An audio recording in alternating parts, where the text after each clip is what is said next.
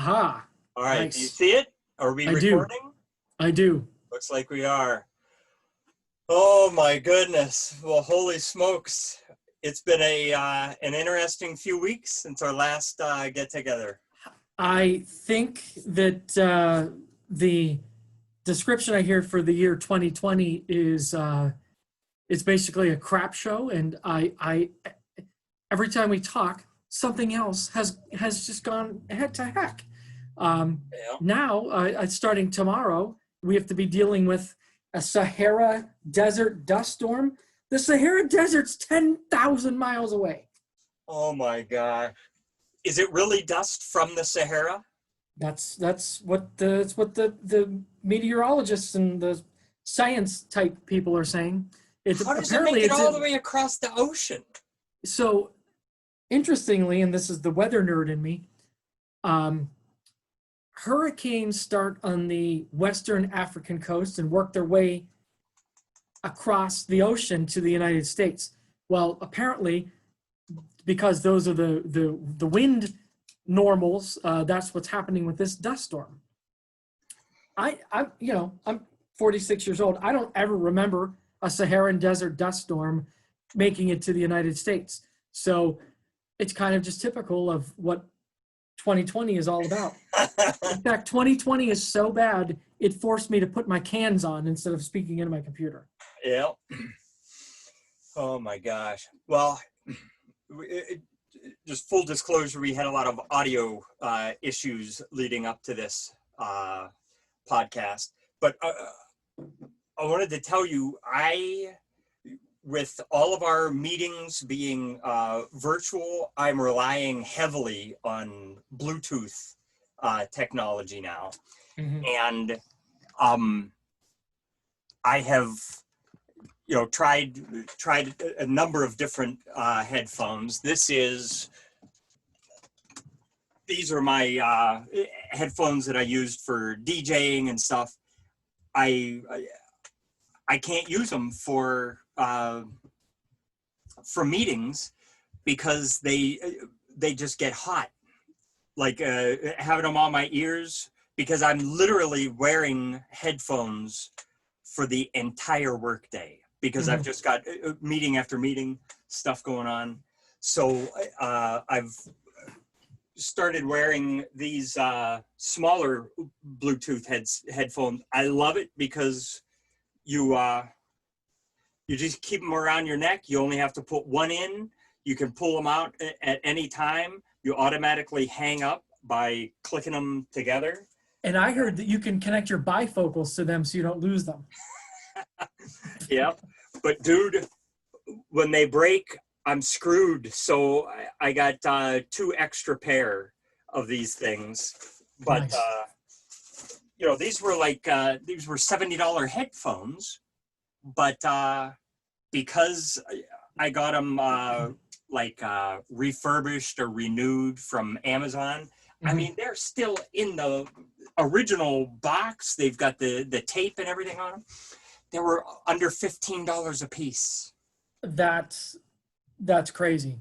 And it's 17 hours of talk time, not 17 hours total. So if I'm not using them for anything, I can go days. If I'm just using them for the occasional phone call, days between charges. And how do they charge? Do they rest on something or do they get plugged in? No, they plug into a micro USB. Got it. Yeah. So do you use this setup, the cans, for your meeting? Right here. This is a simple Logitech. In fact, Logi, over the years, they've shortened their name, but if you remember Logitech, this is a simple Logitech can system, USB. And what it did is my phone has, my physical phone in the office can be turned into a digital phone by simply switching a switch on the license. And so now on my computer, my digital phone pops up. And with this, it's same phone number, everything's the same. So this has come in very handy. These were not expensive. I didn't even have to buy them, but they were not expensive. And They don't get hot. Apparently the sound is pretty good. They look kind of silly, compared to the modern niceties like yours, but they do the job for sure. Yeah, it kind of reminds me of Frankenstein with the bolts. The cans are actually hiding the bolts on the back of my head right here. So, but apparently the microphone sounds pretty good. It's hard plastic, so I can't move it. So when I first started using them, I was afraid it moves up and down. Okay, But, yeah, but that's it. It does not move in and out. So when I first started using these, I kept kind of wanting to go like this, but I had to be reminded that don't play with it. It picks you up just fine. Yeah. Well, that's one thing. I can't remember if in your meetings you actually use live video. Does everybody use video? We do. So, we actually use Teams, and we have the professional setup for that, so we can have an unlimited number of. I'm sure it is limited, but I've never seen the limit. So a very high limit to the number of people that actually can be in the meeting. Yeah. Did you see? Speaking of technology, did you see that it was Google Duo? I think that's their version of this. Google Duo has just integrated into their Nest Hub system. So you can do video calls directly through if you have a smart system at home. And we currently use their competitor. And so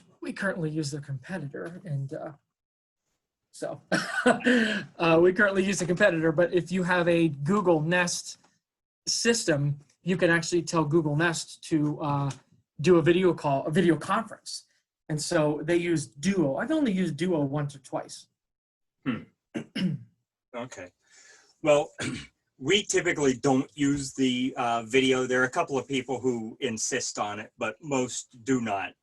But your setup reminds me, we can create our own icon that shows up whenever we're talking. We become center screen unless somebody's presenting something. And there's somebody who is, they work for a race team in their free time from work. And they've got a headset like yours with the boom mic attached. And it's just the perfect icon, because when you're listening to him and you see his picture, you think, okay, that's what he's wearing right now. And he's talking to us with this boom mic. So I don't have that exact type of setup, but you've perhaps seen this picture. Oh, yes. I've now made this my icon at work. So they see me with the headset and the microphone. And the mohawk. Yeah. Yeah, so my hair's starting to grow in again. And I'm trying to decide what I'm going to do next. We're actually doing our hot trip where we go across country. And we're going to be gone for about 2 weeks. And it starts at the end of, near the end of July. So that will be the first time I see my team physically. Yeah. Mid-March. And have they had to go through any testing procedures? Well, every day to get into the office, you've got to submit a questionnaire that says, I don't have any of these symptoms. I haven't been diagnosed as having any of these things. They check your temperature. They've got a contactless temperature check, and that's every day. So that's all the testing that we do. Isn't it good that the temperature is contactless? Because if they were touching you, they would be defeating the purpose. Yeah. I think about that anytime I buy something with a credit card. I'm like, okay, if I just swipe it, I feel pretty confident. But as soon as I've got to stick it in and then press buttons to accept this and that, I'm like, you kind of defeated the whole purpose. And they say they're cleaning it very frequently, but you never see them I don't see them between customers going in and cleaning it. So I would have thought this would be a good time to put the signatures on pause and stuff. If you've got a chip reader, Hmm. you know, maybe consider stopping that for a while. But if they did that, then it'd be an invitation for people to steal more credit cards, that kind of thing. I have seen, in fact, might have been this weekend. The receipt said PIN in lieu of signature. So somebody has done something smart like that. But do you have to punch in the PIN? Because then you're still touching it. Yeah. Did I punch in the PIN or not? I had to have. There would be no way for that to go through if I didn't have a PIN, or at least, hit yellow for credit or something like that. There wouldn't have been. A couple of the fast food joints, they have somebody, when they many of these places originally built their drive-throughs, they built them with 2 windows, intending to have a money taker and then a food giver. Yeah. Well, many of them are going back to that. So somebody stands in window, and now I'm going to use Burger King as an example.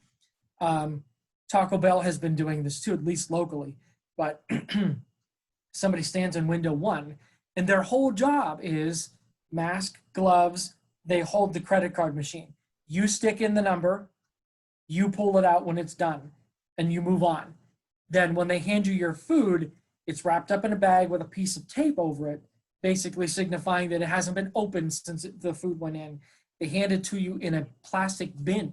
Oh, so they really are not touching much. Now, the people that have created the food, the sandwich artisans, as Subway would call them, they're wearing gloves anyways. But to me, there's one of the few possible loopholes in the system. Yes, that person's wearing a glove. Yes, that person's wearing a mask. And you have to trust that establishment has, like you're walking through your office door, has established, not through a rectal thermometer, that it is safe for you to actually enter the facility, and you don't have to be, contact traced. That's a big thing right now. The government wants to hire 1,500 contact tracers to find out where the virus is going. Wow. I don't know if I'd want that job. I mean, you'd have to pay me a lot to take that job. Yeah. They probably wouldn't be real popular with people either. Kind of like the modern tax collector. Sure, and I mean, that's right. You're the IRS agent. You're the bill collector. You are the police officer, because basically what you're doing is you're telling somebody that they suck, and you need to find out who else sucks. Yeah. So yeah, I don't know. Pennsylvania, we've been fairly lucky. In Mercer County, we've been very lucky. We have about, I didn't look, I should have looked it up ahead of time, about 120 or 130 cases, 6 fatalities. Now, I'm going to say that's all. Those 6 people didn't deserve to die, but we've only had 6 fatalities. We've been extremely lucky. Yeah. Now,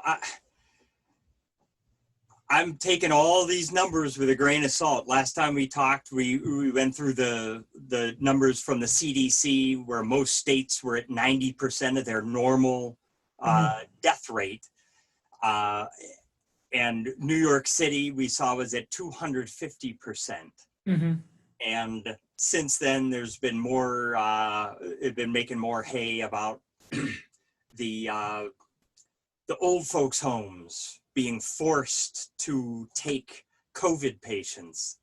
And I don't know if New York has given an explanation of why they're sending patients back to these nursing homes, when that, there was a ship, a naval ship, right, that was there, docked at the harbor. LA had one too. There was one in New York and one in LA. Yeah. And I heard they never used it. Never used it. And in fact, the arena in the little arena in Youngstown, which holds 6,000 people, was turned into a triage center, also never used. I don't understand what's going on. Mahoning County, where Youngstown is, had per capita had a significantly higher rate of infection than many other counties in Ohio. And who knows why that is. But because of that, they agreed that because they weren't playing hockey and concerts were canceled and comedy shows, that arena wasn't being used for anything, they were going to turn it into something productive. And it was going to be a triage center. And I think they got the pieces that I don't want to say the CCC, the government agency that handles those issues, sent the equipment to the arena, and they began putting together the little suites inside the building. Never got used.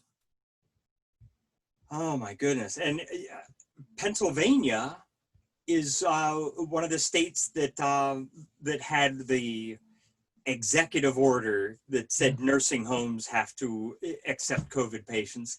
And I think in Pennsylvania specifically, the death rate is 70% of all deaths were from nursing homes. Yes, Philadelphia's numbers were high. Pittsburgh's numbers were comparable. I mean, again, if you're going per capita, Pittsburgh's numbers were comparable to the rest of the state, if I understand it.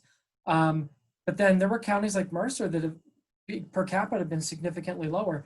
But to speak to the nursing home thing, my cousin, if you remember Bobby Stahl, the school teacher, his sister passed away. My cousin died about a month ago, and she was in a nursing home, and we could not get in to see her. So wow. She did not die from COVID. She had some other health. Of course, I was going to ask that, but oh my. In fact, that facility in Hermitage has had 0 COVID patients. So they weren't letting anybody in. My dad called, this was 2 days before she passed. My dad called and asked if he could get in to see our cousin because he had heard that her time was near. And they actually let him in. They let him in to see her. And he visited for a little bit, and she was, she was a couple days away from passing. So her mind was not really there, but they did let her in. And they made sure to tell my dad, we've had 0 cases of COVID.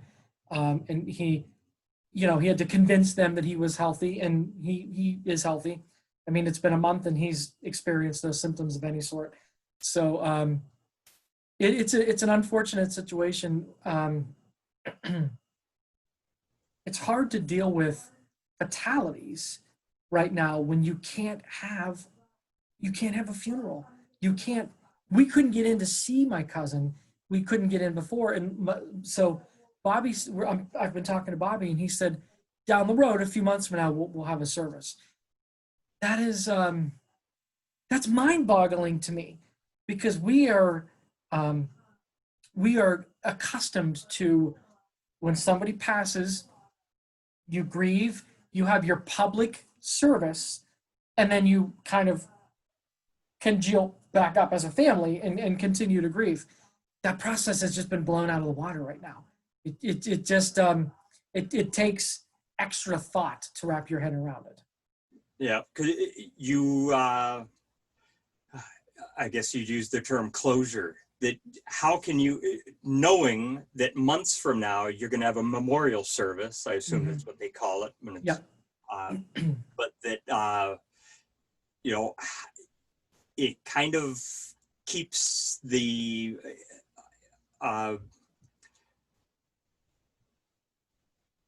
it makes it difficult to move on from it because it's not done yet. There's still more that has to happen before that chapter is closed.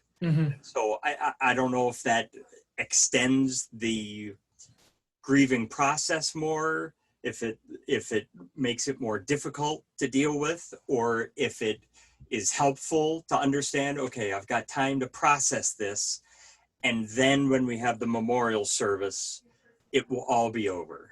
So, I don't know if that something like that is helpful. That, some people are kind of in shock when you've got the funeral within a week of the passing. You're still kind of gobsmacked that that this has happened. Especially, I know because my brother-in-law died from a car accident. Mm-hmm. And that it was out of the blue, unexpected. And so it's not something like an elderly person or somebody with a terminal illness where you've got time to prepare to understand, okay, they're not long for this world. But yeah,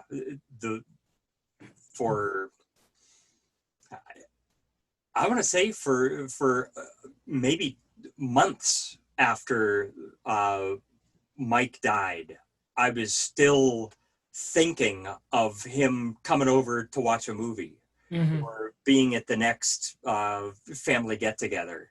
It's interesting how the mind, just like an amputee, how they think they still feel the limb there. The phantom pains. Yeah.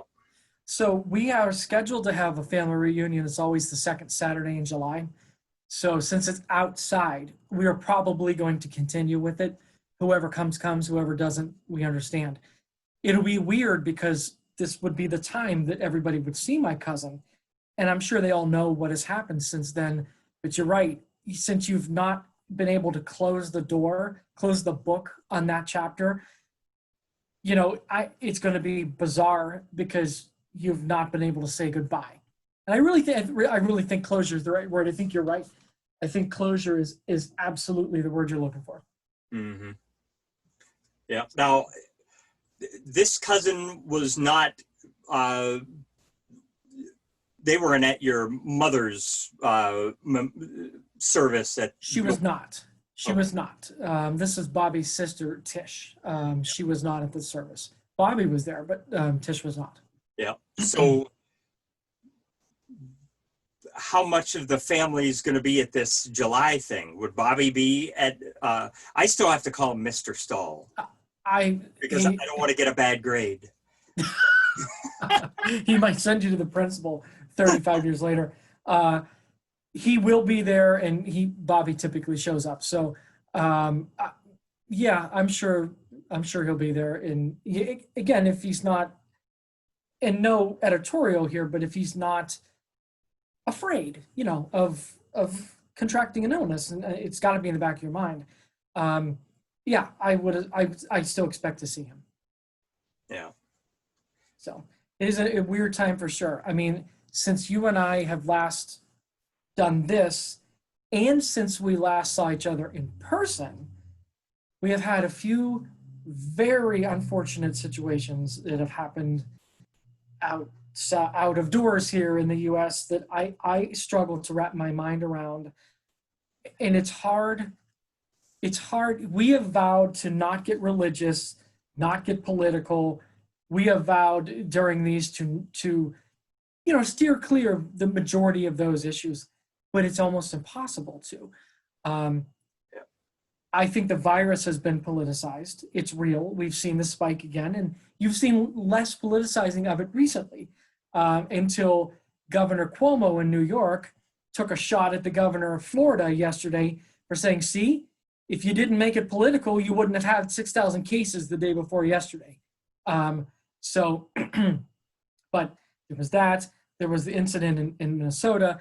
And I have often thought, and I still do think this, I can't possibly fathom treating somebody differently because where they're from, their gender, their race, their age, their ethnicity, creed. I've never been able to understand that. I just can't, it doesn't make sense to me that I'm going to treat you differently because you're a female. I'm going to treat you differently because you're not white. And I'm saying that as a Caucasian. I'm saying that because that covers everything other than me. I want to make sure that I phrase it correctly. I don't understand that. But what I have often thought, and it is unfortunate because I know some good police officers, I've often thought that the problem was with police officers, and it's not. I never stopped to determine whether it was racially motivated, but I always thought it was power motivated. I think police officers have acted like jerks for many, many years and have been buffered from it because there is no way to record that incident verbally or verbally or visually. So, but now there are these ways to record it, and it is clear as day that police officers in this country are just not good at their job by and large. Again, not a broad stroke over every single one of them, but I don't know what so somebody passes a counterfeit $20 bill and you choke them to death? Are you what goes through somebody's mind to say this is the right thing to do? I don't know. Maybe it's naivete. I don't know. I can't comprehend from point A to point B on this one. I just can't. To answer that, well, not even to answer it, to participate in this discussion, I'm going to need to wet my whistle again, because, and I'm going to tell you in just a little bit what's going on that that makes me so thirsty. But, I will be back in 10 seconds. Sure. I'm going to fix my light while you do that.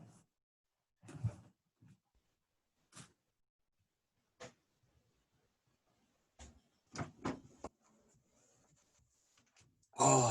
I'm still here. I've just moved off camera. What? Playing with my light again. I don't like the shadow on the side of my face. I think this is better. Perfectionist. Yeah. All right. Well, I have an opinion on this, and I don't have any family members who are police officers. I've got several who are military, ex-military. Same here. No officers, but definitely ex-military. I've got one who's a fireman. And what I can say is I feel there is a certain personality type that runs towards danger when everybody else is running away from it. Mm-hmm. And I don't know if you recall, I think it was a school shooting in Florida a couple of years ago. There was a police officer who got on the scene and he hid behind a car with a couple of the teachers until more cops came. And then the other cops went into the school. And there were a lot of people who just blasted this cop for not going in. Mm-hmm. And I had to say, I would not have charged in there, you know, not being my own family members in there. Mm-hmm. I would say, hey, this is just a job. And that's the difference between a cop and I guess I don't know whether to say to a lesser extent or not, a firefighter, but these people, their job is to defy death with every day. You don't know what you're going to encounter. Mm-hmm. And this guy just hid like everybody else. So he's not that type of guy. Mm-hmm. Right? Maybe he never should have been a cop. Maybe he should have been at most an investigator. You know, maybe he's a great investigator, but mm-hmm. he is not a frontline kind of person. He never should have been in that job. And he might have been assigned to schools. And I think being a cop at a school is probably kind of parallel to a desk job. Oh, let's put him on desk duty. Mm-hmm. You know, that he wasn't fit for the harshness of the beat cop on the street. Mm-hmm. So they put him into school, and lo and behold, something comes up where you have to be that guy who's running towards danger when everybody else is running away from it, and he was not ready for it. And because of it, many more people died than if somebody had just run in there ready to neutralize the threat. That phrase was used frequently during the September 11th attack. Officers, firefighters, people were running into the burning building when everybody else was running out of the burning building. So there's definitely some truth to that. Yeah. So the type of person who runs towards danger, there are a couple of types, but they're all variations of the same thing. They're thrill seekers. They are people who feel invincible. There are people who feel, they are, they got a God complex, whatever. I mean, there's variations to how it manifests itself, but in the end, you kind of take the good with the bad. So they're the ones who are willing to do the job that you and I are not fit to do. But because of that, they are they're not delicate. And what I've heard is there is police code. It's not a code of honor. It's actual. It's written. It is law that you have to look at what the information the policeman had at the time of the event, because hindsight is always 20/20. And you and I can look at this. I mean, we see this man is dead, and he had a fake $20 bill. And you know who I thought about? I thought of Bert Province. I thought of Wendell Ponder. They were charged with this exact thing, right? They were, cashing fake checks, printing fake money. They could have died, doing this. And how do you justify somebody dying for that? Well, you can't. But I don't know if you've seen the autopsy reports. There was a secondary. It wasn't an autopsy because the man never even saw the body, but the family of the man who died, through their attorney, got a professional pathologist who, looking at the video, said that his opinion is he died of asphyxiation. Well, we know that he had, I don't know if it was heroin or cocaine and fentanyl in his system. He also had a heart condition, I believe, and he had coronavirus, or had coronavirus. I didn't know. I didn't even hear that. Oh my gosh! I believe I had heard that George had at least either had it or had the antibodies. Had it at the moment or had it in the past. Not impossible. It's a large city, so not impossible that would have happened. But I mean, we see it frequently that something relatively minor happens, and we're talking about a domestic.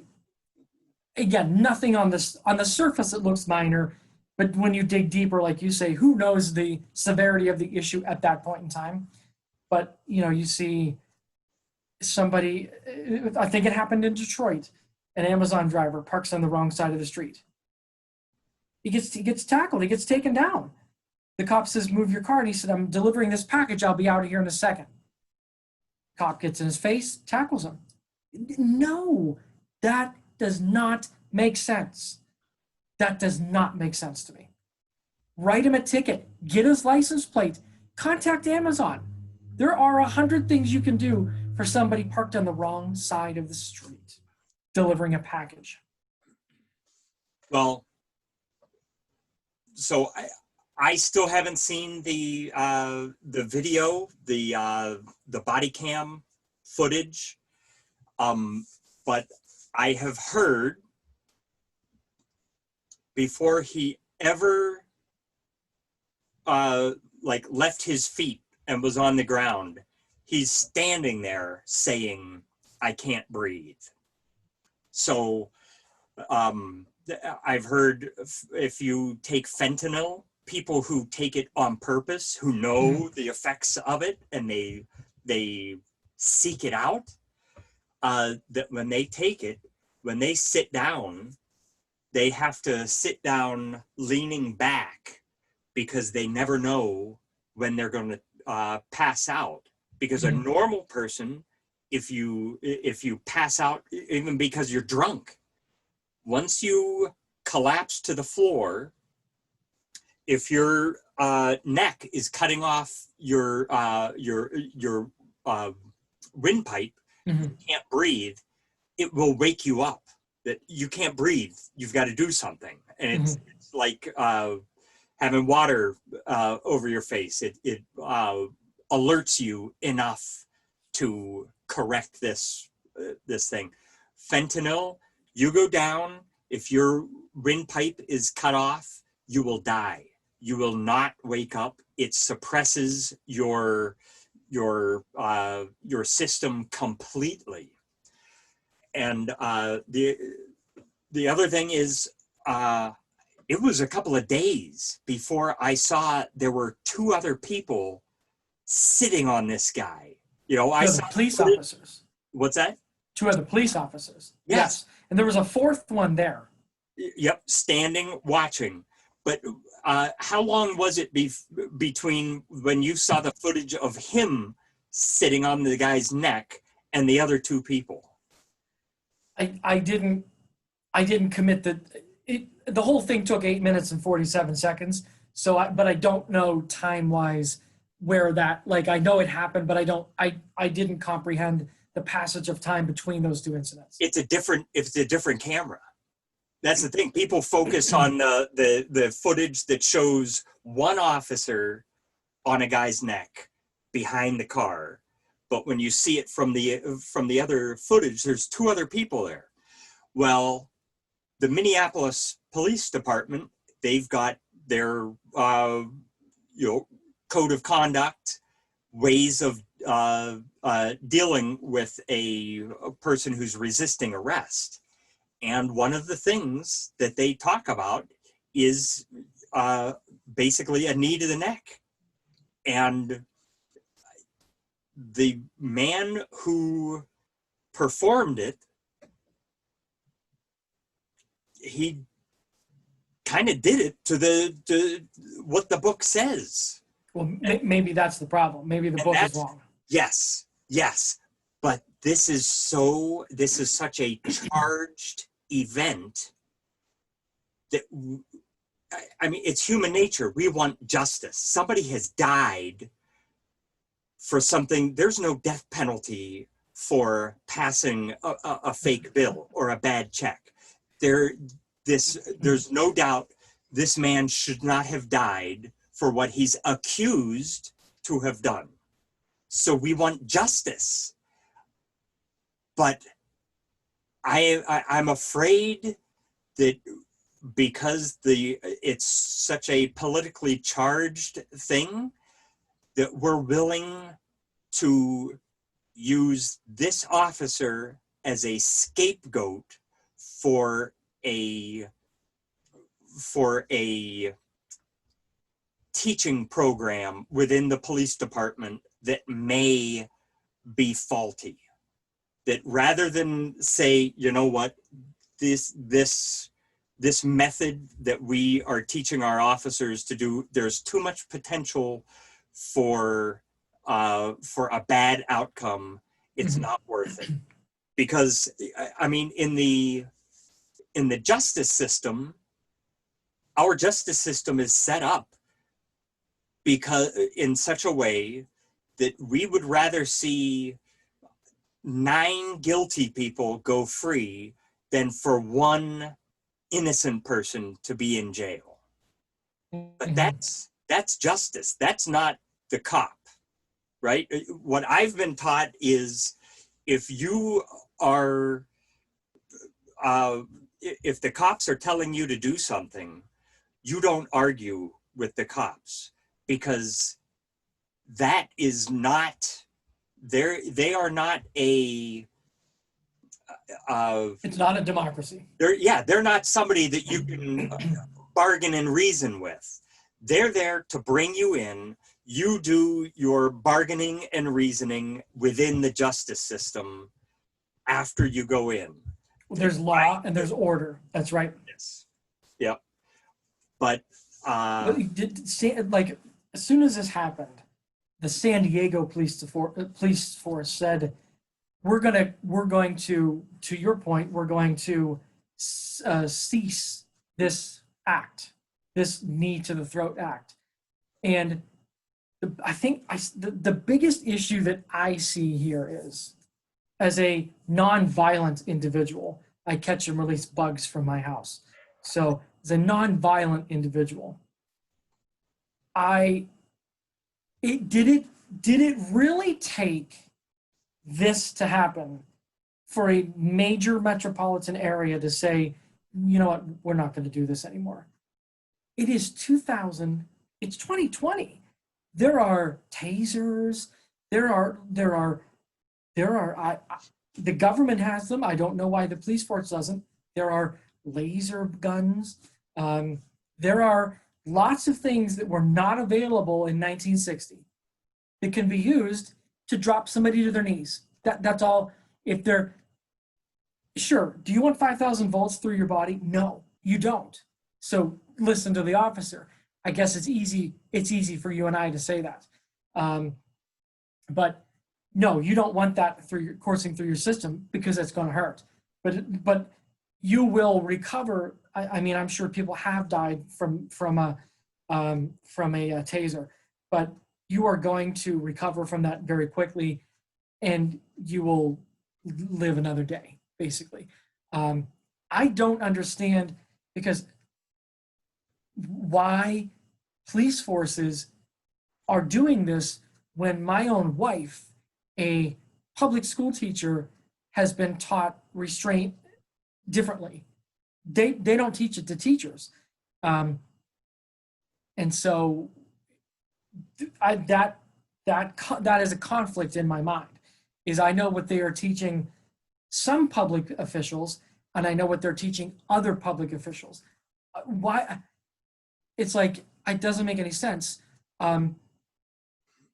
How many, you remember in high school, the Billy Joel song, "We Didn't Start the Fire." We ended up doing a report on that because there were so many historical things in there that Mr. Marshall had us do a report in there. Yeah. I had children of thalidomide. Oh my gosh, when I was researching that, I was stunned by what I was seeing. Recent past. Isn't it What's that? shocking? Yeah. The modern world when this happened. Yep. So did it take how many deformed babies did it take for people to say, no, don't do this anymore? It didn't take long. I mean, comparatively speaking to this chokehold, it did not take long for somebody to be like, whoa, stop this right now. That's where the conflict lies in my head, is I don't understand. I don't understand how they don't understand. That's really what it is. Yeah. Children of thalidomide. You talk about 16-year-old Brian being shocked to see something. Holy cow. Yeah. And dude, because of that, because of the thalidomide, that is why I am not quick to dismiss the potential of vaccines having something to do with autism, because autism used to be so rare, Mm-hmm. and now it's less than it's more than 1 in every 200, right? In fact, it's greater than that. I think it's 1 in 70, something like that. Oh my gosh. So, and part of this is they've changed how they test for it. So, and we've talked before about how they've changed hurricane categories. Yeah. So when And you, tornado categories, by the way. They've what's changed that? that also. They've changed tornado categories also. It used to be 5. Now there's 6. Yeah. So, I mean, that kind of thing, it doesn't help. But we know that something is different between now and 50 years ago. Mm-hmm. What it is, I don't know, but people say, well, it can't be vaccines. Maybe it's vaccines and some of the processed foods that we use now. That, Mm-hmm. that there's a chemical, something about this chemical in your system and the other chemical in your system that is causing something in very young, developing minds that is just having a devastating effect on a large part of the population. But we think we're so modern, but it was modern in the 60s. I Sure. mean, we put a It freaking was state of the art in its day. we put a man on the moon, and we were giving women something that was causing flipper babies. It's just mind blowing to think that that was modern then, and now we think, well, we couldn't possibly do something that would cause such a huge portion of our population to be, their minds are in a coma. Pretty much. These people with autism, and some of them they break out of the coma, but I think it's false hope. I've seen videos. There's a guy who was very autistic. His parents worked with him day and night, and he ended up waking up from it and getting a doctor's degree, and now he teaches other people somewhere in New England. Mm-hmm. And we actually sent my sister-in-law up to spend a week at this camp where they teach people. But I personally, I think it is there are people who can be woken up from it and people fool's who gold. not. It's fool's gold. And I think you're going to run into that situation from time to time, and you're right, it's going to give everybody a great deal of hope. My niece has 3 boys right now. The first 2 are autistic, and but it's beyond autism. There is a genetic flaw that in one of the 46 markers there is an extra chromosome. It's not Down syndrome, but their bodies they look normal. They look very normal, cute kids. But the first one cannot. He's learning to speak. He's 6 years old. He's learning to speak. He can say a couple words, but he does not know. You talk about a mind coma. He does not know, and he's just this sweet, innocent boy. He does not know how to express himself and then stop expressing himself. His mind is in that type of coma, and that his ability to emote is just all out of whack. It's completely out of whack. And he's had several surgeries, his heart didn't develop right, and he had a feeding tube. To his credit, he is turning out to be, the heart thing has been fixed. He's eating solid food. So the surgical procedures to correct the genetic flaws have worked. But now he's daily going to this school to learn to try to be as self-sufficient as a 6-year-old can be. Wow. So you're right. It is unfortunate. And thalidomide is a good example because it took us down a whole other path. But you're right. Who knows at this point? You talk about something that in the same year that we were landing on the moon, we were creating these deformed children. I was reading something the other day. There was a lady, 62 years old. She just had her 62nd birthday. So she's 15 years older than us. 16 now, 16 years older than us. 16 years and 5 days older than you. But 16 years older than us. And she broke the color barrier in a public school for the first time in, I can't remember the location. She's 16 years older than us. 16 years. That is all. I don't That know. is my. I don't know what you mean by the color barrier.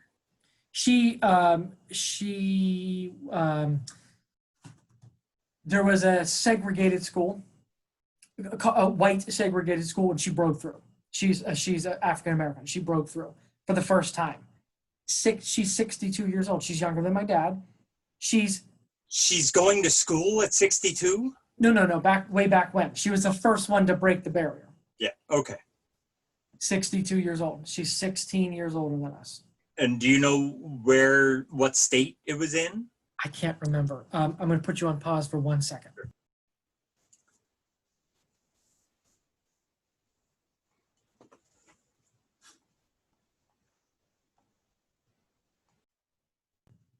We can't remember the geographical location, but we're going to check it out.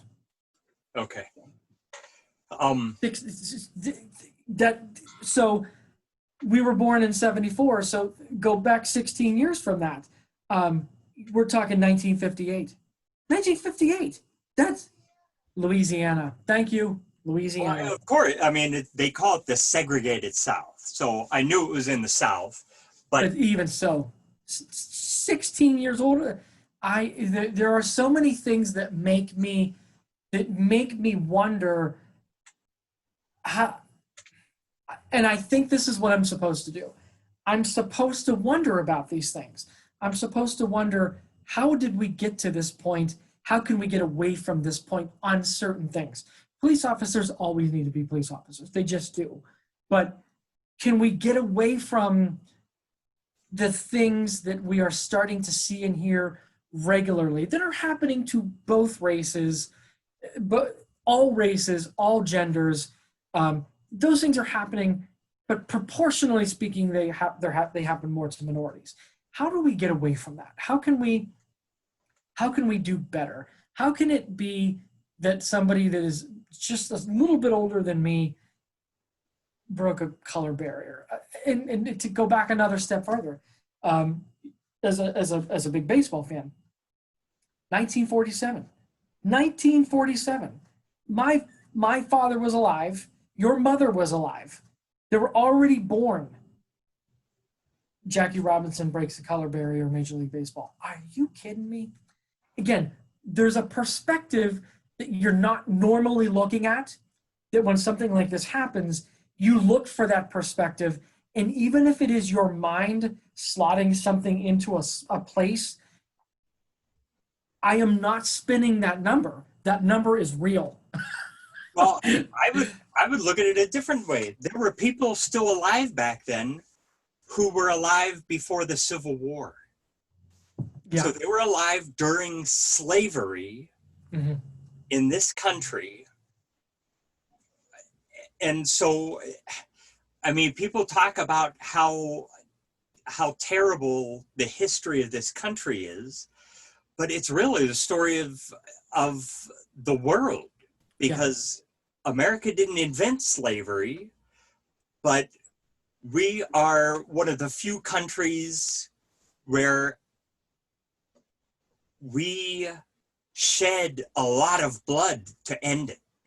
I mean, I don't know other countries that have ever had a civil war as official as our Civil War, where you've got two sides wearing uniforms fighting one another to end slavery. So I feel you can look at it two ways. America's terrible because we had slavery, or you can look at it, America is incredible because although we had slavery before we were founded, and we maintained it after our founding, but then we, inside our own country, decided to abolish it, and we fought a war to end it, and we did it ourselves. True. I think that's all true. I think that can be told in a way that gives people hope for this country, but I think there is an interest in using it to make people feel guilty when they shouldn't necessarily feel guilty. Now, certainly the South has a little more difficult time coping. They have perpetuated this, and I will tell you what they taught my nieces before they moved to Pennsylvania. When they lived in South Carolina, the Civil War was not called the Civil War, it was called the War of Northern Aggression. Mm. So, and they have perpetuated this with many things, including still having very backwards beliefs about things, very racist ideas about things, and the Confederate flag. You have Old Glory behind you. So let's talk about the Confederate flag for a moment. I am thrilled that this thing is going away, because the Confederacy lasted, 4.5 years? Let me ask you this. If you walked around Germany, would you see any statues of Hitler just because it was part of their history? Of course not. Of course you would not. Because even Germans will admit that there was a terrible black eye in their history, that they allowed that to happen. We can't take down this. It's revisionist history. We can't take down the statue. We can, because if you look at other countries, and again, I don't know that it's not an red apple to red apple comparison. It might be a green apple to a red apple comparison, but it's not exactly the same thing. But the principle is the same. If you look at other nations that have had ugly incidents happen, similar to slavery in any country, South Africa, weren't the Northern Irish, weren't they enslaved at some point? I mean, you're right, it has happened in other pockets of the world. But by the way, it's all over the place in the Bible. And that's what I point to, because prior, 6,000 years ago, it's well documented in the Bible that people were enslaved.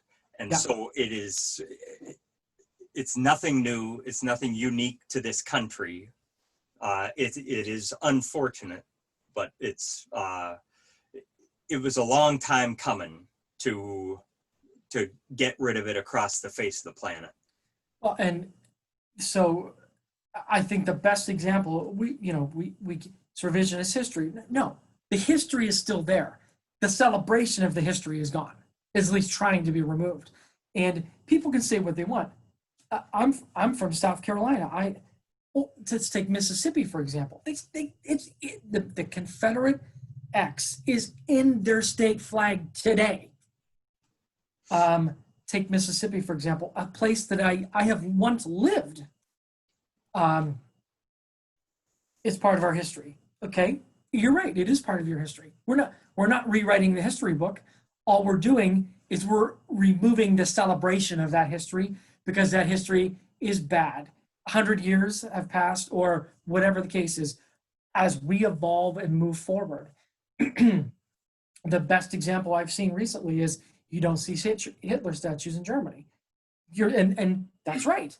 Now, granted, we're not talking about abolishing an entire race of people, at least the attempt of that, but enslaving them might as well be the same thing. So the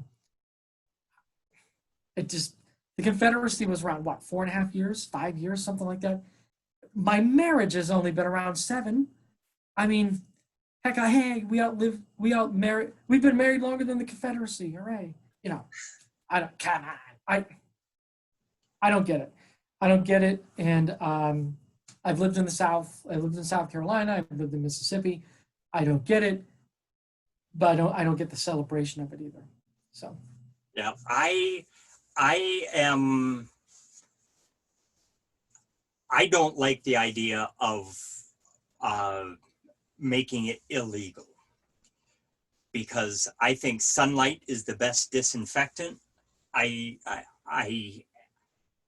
am furious at Twitter and Facebook and Instagram, all of this suppression of bad ideas, because when you suppress those bad ideas, you don't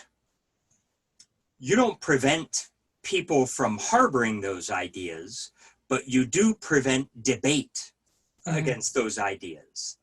I think people should be able to talk about it. I mean, they show video of people with the Confederate flag wrapping themselves up in it and all this stuff. It makes them look dumb. Do you remember when we were younger, the big thing was to set fire to the flag? Yes. Okay, so you're right. That even so, when we were younger, we saw that, and I think you and I probably even talked about it. Again, judging by what's behind you, I know how you feel, and you know how I feel. I can remember that being a thing, and I can remember it's protected speech. You're allowed to do it, and I can remember people saying, "That's the flag of the United States." But like you say, it shines a light on the moron. And again, forgive my terminology, but it shines a light on the person who's doing it. And the only problem we're experiencing right now is nobody's doing what we're doing. We're not talking about stuff. I think it's changing. I think it's moving in that direction. But I can understand where you're coming from. Twitter followers, the president's tweets being edited. I can see that as a big red flag. My only rebuttal to that would be, and I am certainly not for that happening, but my only rebuttal to that would be, in an inflammatory, explosive moment in time, it is at least understandable that an organization such as Twitter, any media organization, is at least understandable that they are doing the right thing for the wrong reason, or doing the wrong thing for the right reason, depending on how you want to look at it. We're going to edit this because we don't want to incite a riot. We don't want to incite violence. We don't want to incite the assassination of a public figure, something like that. That is the only thing that keeps me from really thinking negatively about that as well. Yeah. Now,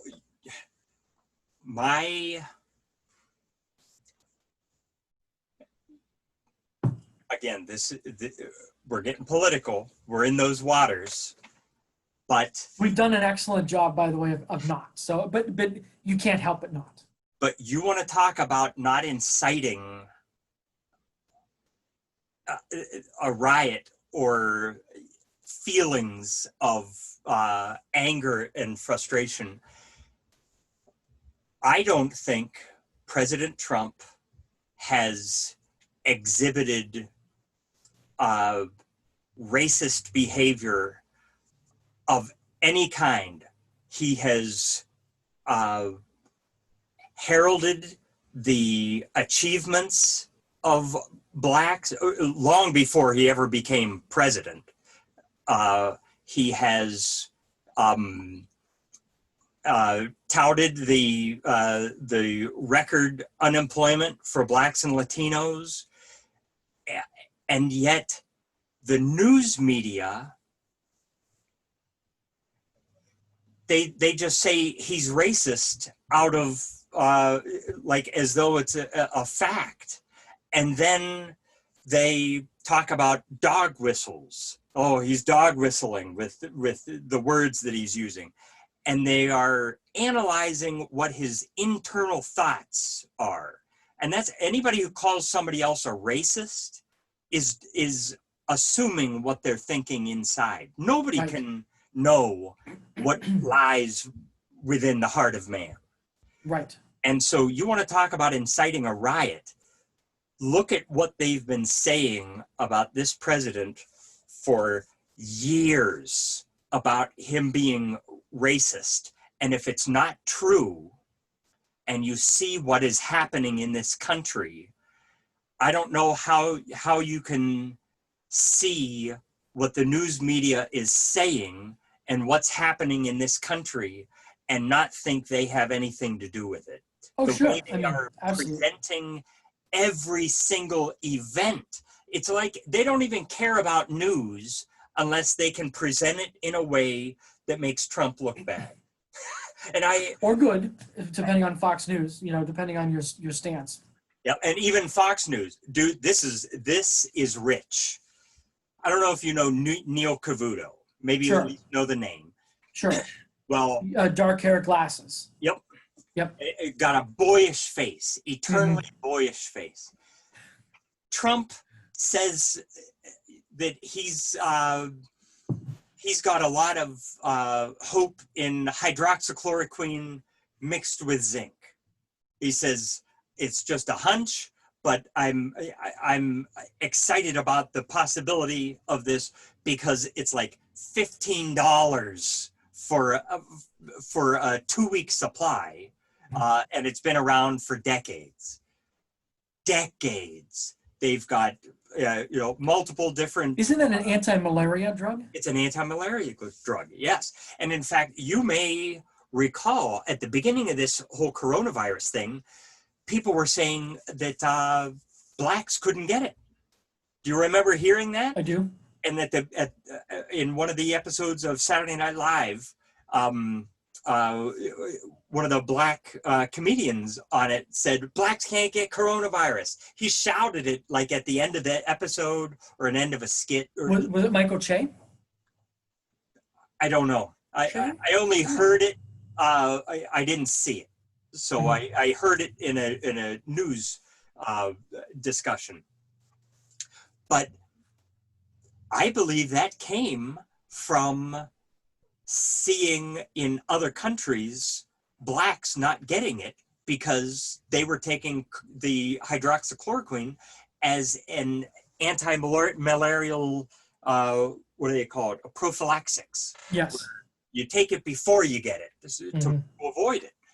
And so they were already covered by it. Well, then we heard about 2 different studies that said, oh, hydroxychloroquine's not doing anything.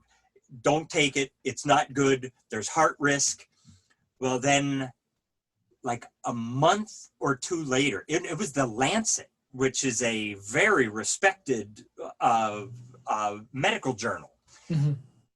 And then once everything died down, the Lancet came out and said, basically disavowed those 2 studies, saying, we've reviewed it and it does not pass peer review. These are not regarded as qualified studies. And anecdotally, there's a lot of people talking about hydroxychloroquine, bringing them back. I know of a House of Representatives rep from Metro Detroit, black, and thanked President Trump. She's a black Democrat, and she thanked President Trump for mentioning it because when she tried it, she got cleared up. The head of and so she had coronavirus, and so it helped her recover quicker. Yes. Yep. And well, there's another one that does that. It cuts the average number of days from 15 to 11. Yep. We'll talk about that in a minute because that's the other thing I want to talk about. Because the head of Audioholics, a audio website that I've am subscribed to, Gene Della Sala, he had coronavirus, and it was about somewhere between a week, 2 weeks, that he was miserable, self-quarantined in his house, wasn't getting any better. His doctor gave him hydroxychloroquine, and typically people say within 8 hours they feel better. Now, what you're talking about is, I'm trying to think of the name. It's like Gideon is the name of the drug. The name of the drug that cuts coronavirus days from 15 to 11. Stacy, do you remember that? Severe, something like that. Remdesivir. Okay. Yeah, Yes. remdesivir. It does nothing to affect the death rate. Mm-hmm. For those who don't die, they get better 5 days sooner. Yes. All right. So, do you know how much it costs for the? I know that the price of it spiked in the last couple months. It's $2,000. Yeah. 2,000 versus 15, 20 bucks, and that is that's where capitalism fails. Yes. Because capitalism says not how much can we make it for and then sell it. It's how much can we get for it. Doesn't matter how much it costs to make it, it's how much can we get for it. So and what I also don't like about it is because they're also offering it as a take this before you get coronavirus, to make people, they want everybody to take it. Every drug maker wants their drug to be taken by everybody all the time. Right. And let me get your gut reaction on something. A little lightning round. Yep. I'm going to give you a question and I'm going to give you a time frame. So it is June 26th, 2020. I've lost track of the date. 27. So do you think we will have a coronavirus vaccine by the end of 2020? No. Do you think we'll have one by the end of 2021?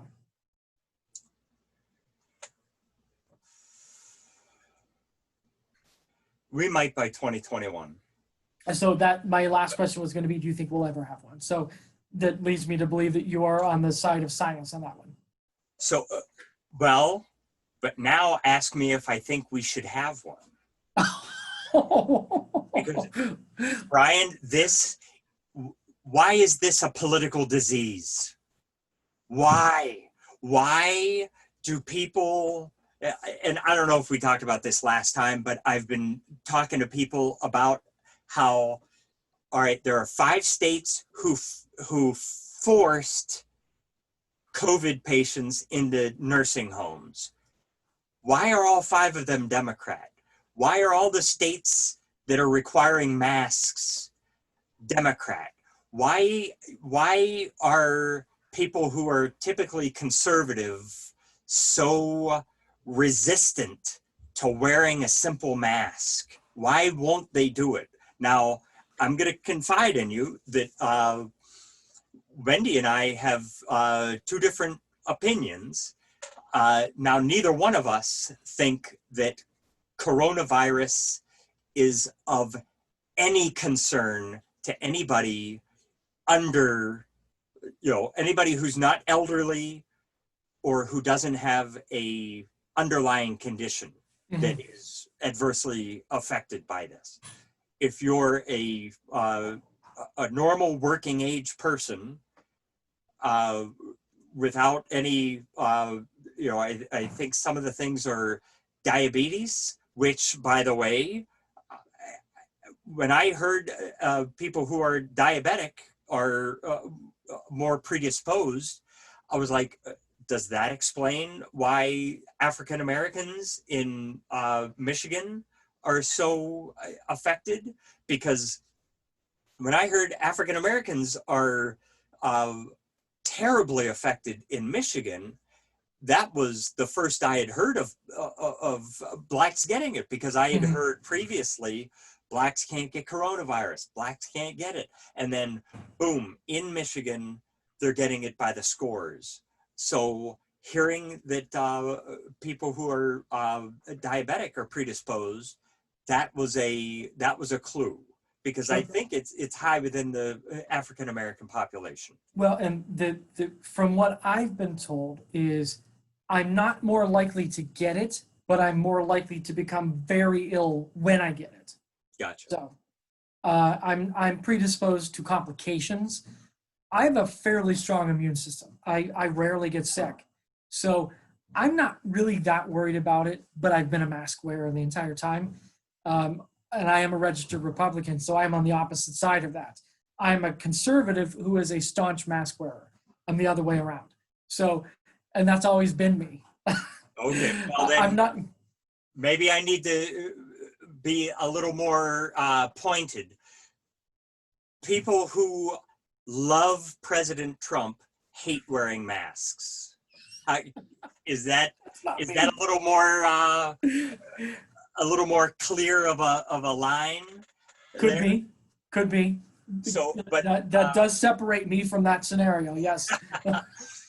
so Wendy does not want to wear a mask anywhere. I am of the opinion I don't want to wear a mask, but if I'm going to a store, I say to myself, I am when I'm entering into society, I am agreeing to abide by certain societal norms that whatever I feel doesn't matter. If I don't want to wear a mask, I'll stay home. That's where I get to be my own. I'm king of my castle, right? Loose and fancy free. So if I don't want to wear a mask, I can stay home all I want. But as soon as I go into society, then I'm going to abide by society's rules because I'm not in my home. I am on public roads that the public agrees to pay for. I'm going into a store to buy things. If I'm going to engage in commerce with that store, I should at least abide by their apparel their apparel requirements. No shirt, no shoes, no service. mask. Exactly. So a mask, to me, it's very natural that that's how I abide. I own 3 permanent ones. I now own 3 permanent masks. Yeah, 2 of them have filters in them. Oh, yeah? Oh, yeah. I'm going all out here. So Wendy goes so far as to, she'll walk into a store without the mask. And if they ask her about it, she'll say, no, I'm not going to wear a mask. Now, if I'm that store manager, I would simply say, okay, your money's no good here. Mm-hmm. And if you don't want to abide by that, then we are not engaging in this mutual exchange of services and goods for money. That business manager is not bound to accept your patronage. They're not bound to. Yep, because that's what commerce and that's what capitalism is supposed to be. It's the voluntary exchange with an agreement. So,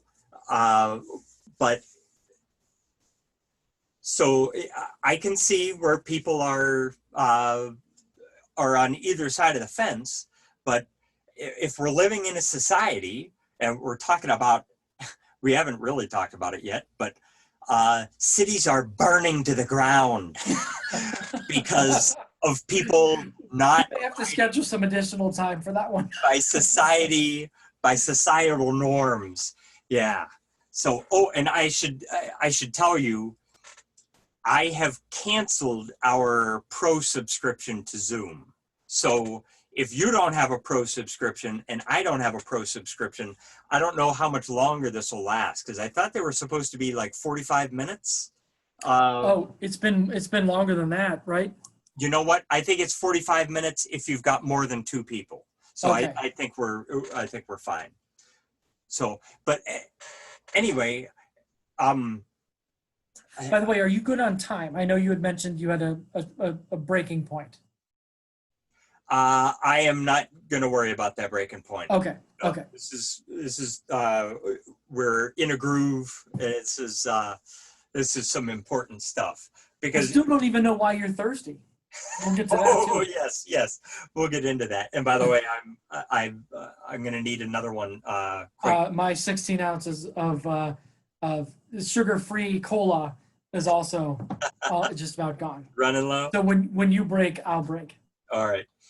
So we talked about the flag here earlier. By the way, the I think it's the Marines raising the flag at Iwo Jima. Isn't that the iconic? Yes. Dude, it's only got 48 states at that point. Yeah, that's right. There was a Hawaii and Alaska. And I never saw it until a couple of days ago. I saw the actual footage. I always see the still photo and the statue. And when I saw it, and I saw all the stars were aligned. They're lined up. Whereas now they're staggered. And I was like, holy smokes. And we've got video of these men raising this flag. It was 1944 or something, right? Was it? Something like that. It was World War II, if I remember correctly. Yep. But anyways, I've got military members of the family. I am an Eagle Scout, and so I was raised to respect the flag. And as such, if I'm all by myself, all alone, I don't want that flag touching the ground. And when I see people, some of the protesters, some of the things that they're saying, when they say they want to fundamentally transform America, I don't think they've got any respect for the flag. I think they are ashamed of America. I don't know what countries they love, which I'm telling you, Brian, I would love to have this kind of conversation with somebody who is willing to light a cop car on fire. But I don't think it's possible. Do you think it's possible to have a conversation like this? Probably not. If you're willing to go that far, you are probably not in the position of a rational conversation. Yeah, but I'm devastated to think that there are people who do not have love for the flag, the symbolism of the flag. We're not a perfect country, but what are the words? We strive to become a more perfect union. Mm-hmm. And when you look at where we've come from, we started out with slavery and we got rid of it in 1961 or 1861 thereabouts. So, and then you mentioned how there was still the segregated South in 1958. Well, 1961 wasn't Martin Luther King Jr. still giving speeches? Yeah, he was assassinated in the late 60s, I believe 1968 in Memphis, Tennessee. Okay, I thought he was even earlier than that. But so we've come a pretty long way, but we are, I don't want to say we're stuck in the past, but we're stuck dwelling in the past. But you know why we're stuck dwelling in the past? And this is, I was talking to Stacy about this the other day. So this movement happens, and I believe the Constitution says you have the right to peacefully organize. Yes. So there's that. I am not a constitutional expert, but I believe peacefully is the word before organize. You are correct. So there is that. Before the movement or after the movement, you're seeing the worst of everybody. The movement is great, and the young people, it was bra burning at one point, and it was women's lib. There are always these boiling points that are good. They're good for, as the Constitution says, a better society, evolving. But then you do see the worst. You do see the worst of it in people from time to time. So after all this happened, I don't think this was a coincidence. Somebody could tell me it's a coincidence, and I would argue it vehemently. But there were four people lynched in California, hung from a tree after this. Lynched. Like, we're talking like the old school definition of lynching. The fire and brimstone type. You hung from a tree fatally. There, the people that are trying to make a point and trying to use humor to do it. There was an incident with a NASCAR driver, Bubba Wallace, who's the only African American driver in NASCAR. There's a noose hanging in his garage. They invited the FBI in. The FBI said, nope, that's a pull rope. It's been there all along. Then NASCAR released the pictures of it. That ain't no pull rope. That's a noose. Brian, I've got to differ with you, because I've seen video that was posted on YouTube in 2019 that shows. Oh, sure, every garage has them. There's no doubt about that. That was organized in that particular one was organized in that particular garage differently from the others. So yes, every garage has them. You're absolutely right on that. That particular one, and I'm not ruling out coincidence, but I don't think so. But if it's my been mind there is all open. along, that just became his garage, right? He wasn't there last year. That stalled. That I don't know. I don't know about that. I'm not sure when he took ownership of that particular area. Okay. Do you know how he found out about it? A long time had passed. Now, The president first of all, of NASCAR came to him. They didn't even have any races for a while. So, I mean, when they started having races again, that's when it came back up. And that's why I say there's at least a possibility of coincidence, because COVID shuts down organized sports. They go away. They come back in the middle of the urban unrest. And somebody says to Bubba Wallace, or Bubba Wallace says to somebody, what's going on here? There is at least a possibility that's coincidence. But as long as people are being lynched, and as long as you have vitriol coming from the Caucasian side, this will continue. And like you say, sunshine is the best, what was the word you used? Disinfectant. Disinfectant. So these people will out themselves and they will become shunned in society, which is very true. But as long as this happens, this continues to point a light at people of a certain belief structure. Yeah, but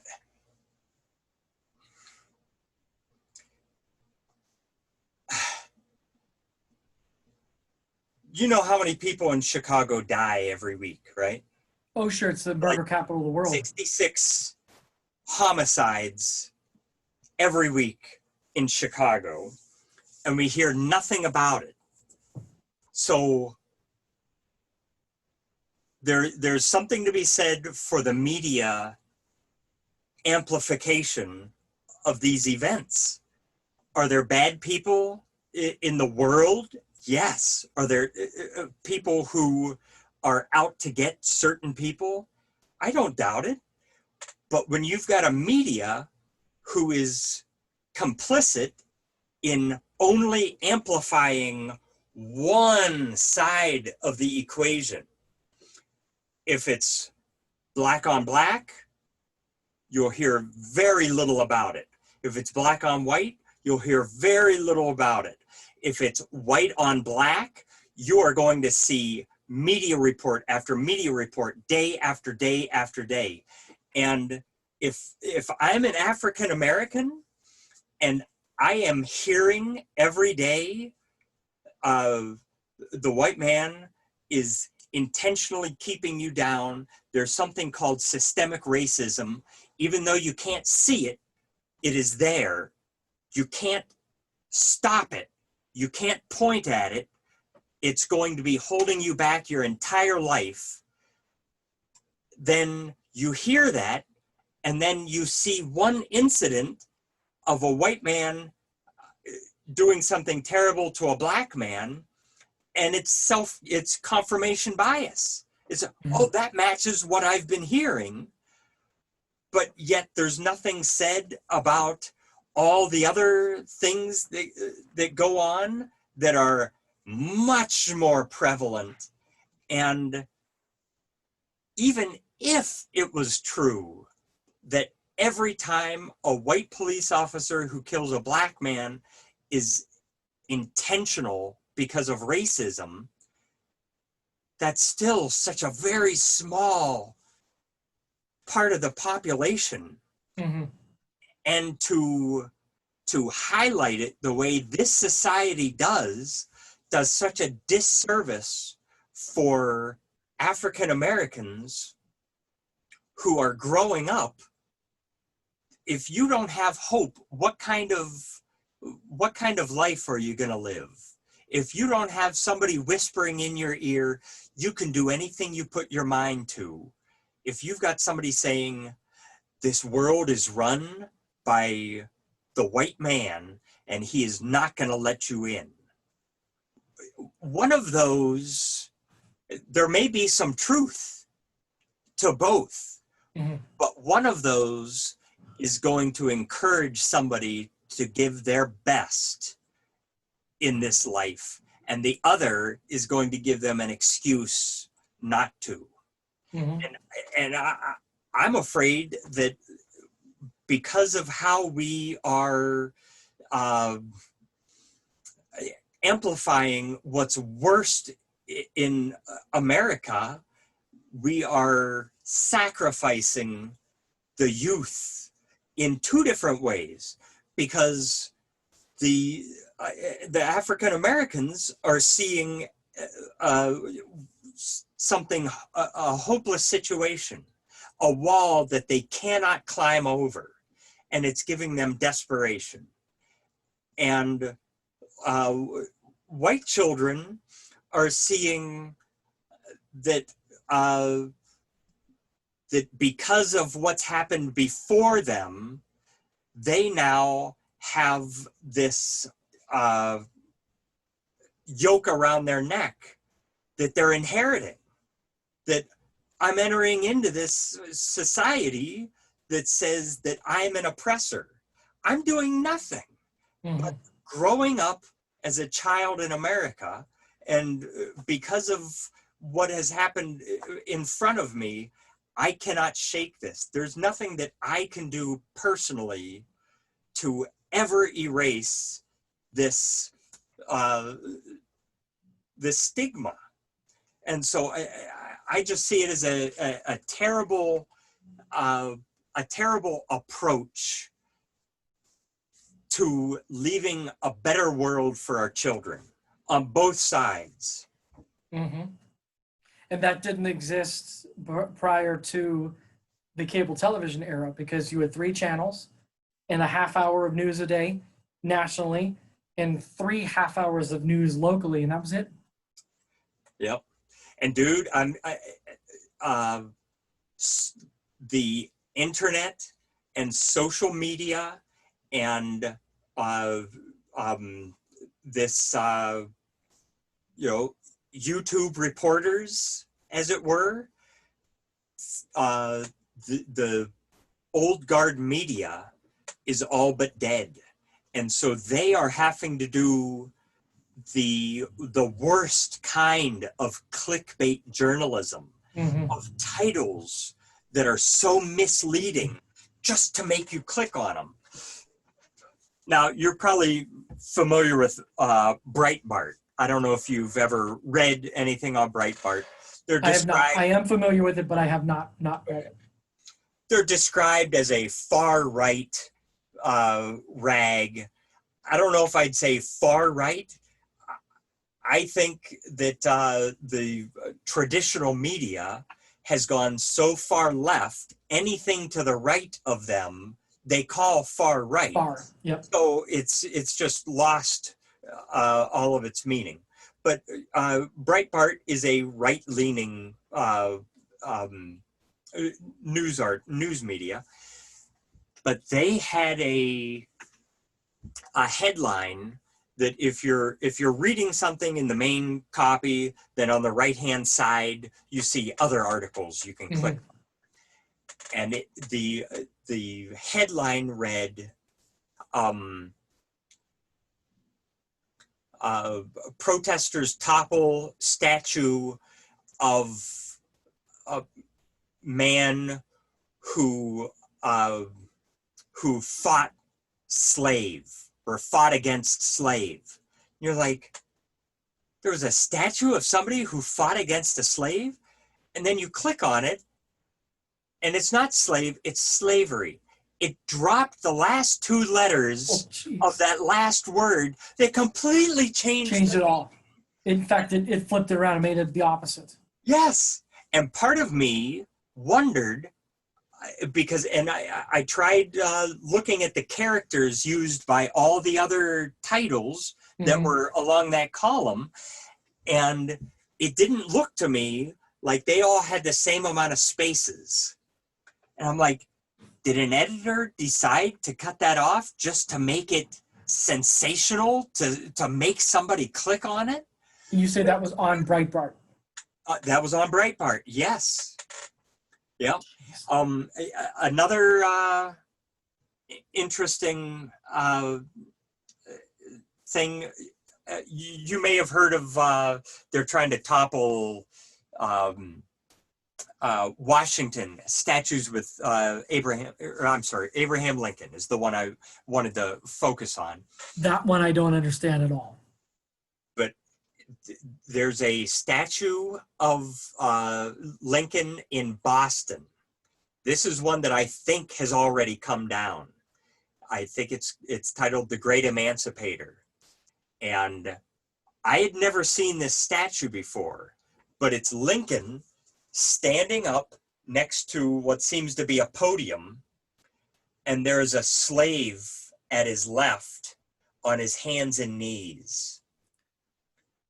And it's cringeworthy. And this statue has not been there since the very end of the Civil War. I don't know how old it is, but I look at it and I'm like, it doesn't matter what your intent is. There is an immediate response to this. Well, perception is reality. Yes, and it is undeniable. You see this white man standing tall with a black man on his hands and knees. Is he like in a we're not worthy type pose, or like what do you know the context of that particular statue? The context was him tapping on the slave to say, "You're free now. You're free now." Got it. But it is such a terrible depiction. And I don't even know how much better it would have been if the slave was standing up. It should have been Lincoln and an African American, both in suits, standing, because what he was saying was, we are equal. So how do you say you're equal when somebody's bowing in a suit and the other is shirtless in pantaloons? The optics are just terrible. So I agree. And there are people who say statues, if they are offensive to some, then why have them out in public? You can have them in a museum, perhaps. Maybe it's appropriate to put them in a museum because there's historical value to it. But there is no, especially with how there's a charge in the air between races, that anything that has to do with that, it's just too politically charged to have enough value to risk alienating a portion of this population. We've got wounds that have not healed.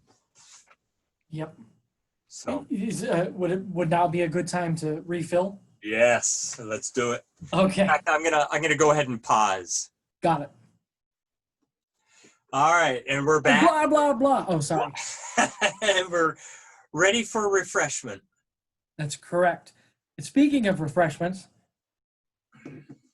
I'm curious to know why you are so thirsty. All right. Number one, today has been a pretty packed day. And in fact, while we were doing this, I had to text my neighbor to say, I'm not going to come to his house to help him with a computer problem because this event, we got started late, we had technical difficulties, and it's running, it's going on 9 o'clock. So I told him, sorry, we'll have to do this tomorrow. But we've started processing our chickens, and we're doing it in-house. Oh, that's what we thought. That's what Stacey and I thought. We saw a social media post of Wendy's. Yeah. So we typically take all the chickens to a place and have it done, and we just get these neat little packages, and that's all there is to it. But this time we had 25 birds, and we're doing it ourselves. She didn't get rid, not all of them, correct? Like there are still some chickens? We're getting rid of all, these are 25, we call them meat birds. They are designed, genetically designed to pack on the pounds as quickly as possible. And they're different from the egg birds. Yes. Got it. Okay. The term you used that helped me figure it out quickly. You have a meat bird and an egg bird. Yep. And Brian, it is sad. These birds, they grow so quickly. If they live more than 8 weeks, they start breaking their legs because they're so big they can't hold their own weight. They're delicious, delicious legs. Yep. And dude, I have the tough part in this process. And is it go from a right light here? being on to a light not being on, and I see their chests. They have no feathers underneath because they're dragging their bodies. They're so heavy. Brian, I would love for you to be able to see the what they're producing. It's kind of sad, but it helps me feel like I'm putting them out of their misery. No, I understand. So big that they're dragging their skin on the ground. Wow. Yes. Breaking legs as they walk. Yeah. Oh my. So it's really sad, but this is the kind of you learn as you do. And so Wendy said, all right, I'm never getting this many birds again if we're going to do it ourselves. And now we have to, because we've got a $500 feather plucker. So we started this thing. Now you're invested. I had a drill mounted to a plank of wood with a spinning feather plucker, and Wendy's just holding the bird there, and this thing is spinning, removing the feathers. But it's time consuming. It's messy. It's all flying up. So now There's got to be a psychological effect a little bit, I would think. A little bit, but um, once the personality is gone, it's just like what you buy at the store, right? Yeah. If you get a rotisserie chicken, it's pretty much the same thing. So, well, maybe not a rotisserie chicken, like a frozen turkey, right? Yeah. Um, but she got an automatic plucker thing. Looks kind of like a washing machine, and Mhm. within 30 seconds, it's done. Jeez. And it is phenomenal. So, but you pay that kind of money for it. We're not going to be paying to process chickens in the future, but Hmm. she can only process so many chickens a day. I can't be, stopping work for 2 hours at a time during the week. So I can only do it in the evenings. And so we've decided in the future, she'll just get like 10 to 12 at a time. Hmm. And that's doable because if she can only process 4 a day, you get 12 of them. You got You're looking at a 3-day of event. processing. Yeah. But 25, it's just one day after another. You never saw the movie Apocalypto, did you? I did not. I've seen it. You can ask Stacy later about it if she's seen it. But I will never watch that movie again. There's a handful of movies that I thought were great movies, but Mhm. they were so disturbing, so indelible on my brain that I don't want to relive it again. Sure. And Apocalypto, they've got a scene where they're sacrificing people at the top of a pyramid. Is basically like Mayans, Hmm. and they are sacrificing people. And they've been doing this for a few days. And they've got a line of people like it's a Disney amusement park. And so you can imagine what it's like at the base of this pyramid. Yeah. Brian, I will never get that image out of my head. And that's what I'm that's what It's I'm not quite the teacup, is it? What's that? Not quite the teacup, is it? No. The ride from Disney World. Yeah. So Our neighbors, just as a quick aside, um, we we have a neighbor couple with 4 kids on the one side, and they have recently split up. And she, the wife in the group, had 9 um, quails and 4 chickens, right next to us, right in the middle of town. Um, During this split up, um, she she gets caught in a precarious situation and gets kicked out. Um, the day she leaves, the husband in the group says, "Good news. We're gonna have a party tonight. We're gonna slaughter all these birds, all y'all," as our buddy Tracy Morgan used to say. uh, We're gonna slaughter these birds. Well, cooler heads prevailed. He sold the quails, 9 quails, and the cage. Guy came and picked him up, backed his truck in, took off. They processed the 4 chickens and ate them. They were all brown chickens. 2 of them were hens and 2 of them were roosters. The roosters never made a sound. I'm very, very lucky, because if they'd made a sound at 5:15 in the morning, 30 feet from my window, I would have been irate. uh-huh. Luckily, they never made a sound. We come home one day, and one of the girls, they have a 5, an 8, a 12, and a 15-year-old, something like that. The 15-year-old is a boy. The other 3 are girls. Stacy's out one day in the backyard, and she sees one of the girls. I think it was the youngest one, who has no filter at all, which is the beauty of very small children. Uh-huh. And the conversation goes something like this. I'm paraphrasing, but something like this. Daddy decided that he's hungry and he's going to eat the chickens. And she looks and she doesn't see the chickens. She goes, "Oh, really? When is that going to happen?" And the daughter says, "We ate them last night."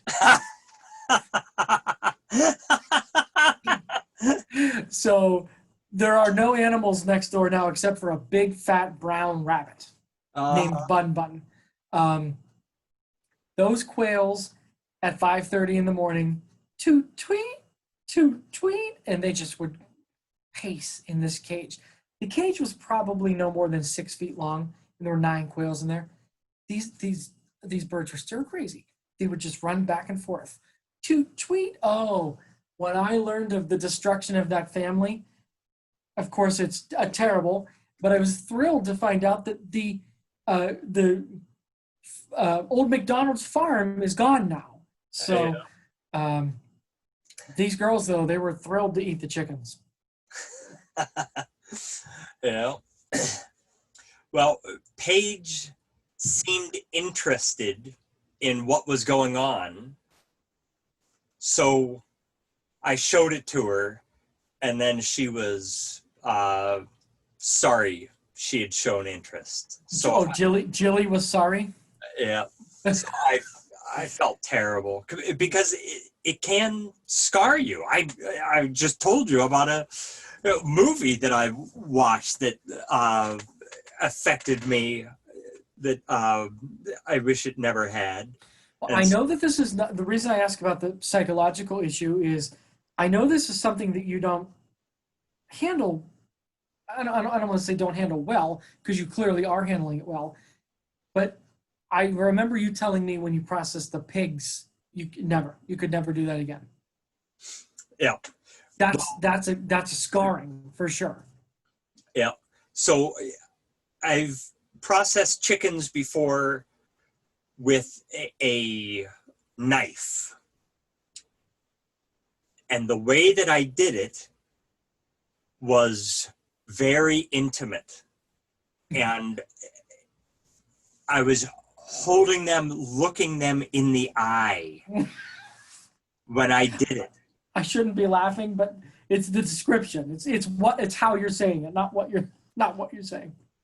And this is not much better, but before I was holding their head. Now I'm holding them by the feet. I've got a noose on their head, and I apologize, but we're talking about it, so I'm gonna go ahead and let her rip. Explain it to you. So I hold the feet up here. I've got a string that I tie on the neck. I put my 1 foot on the string, and then I gently lay the bird on an angled board. So I've got the feet up here, it's lying down, their neck is extended because I'm gently pulling it with the string. Mm-hmm. And then I've got an axe. But I view all of God's creatures as precious. I don't want to cause pain to these animals. And, we talk about the guillotine as this macabre thing that cuts people's heads off, but it does it extremely quickly to the point where the person literally does not have enough time to sense the pain to where it's all over. Mm-hmm. And so that is what I attempt, is to just one strike and it's all over. Mm-hmm. But even when they're completely separated, they continue to move.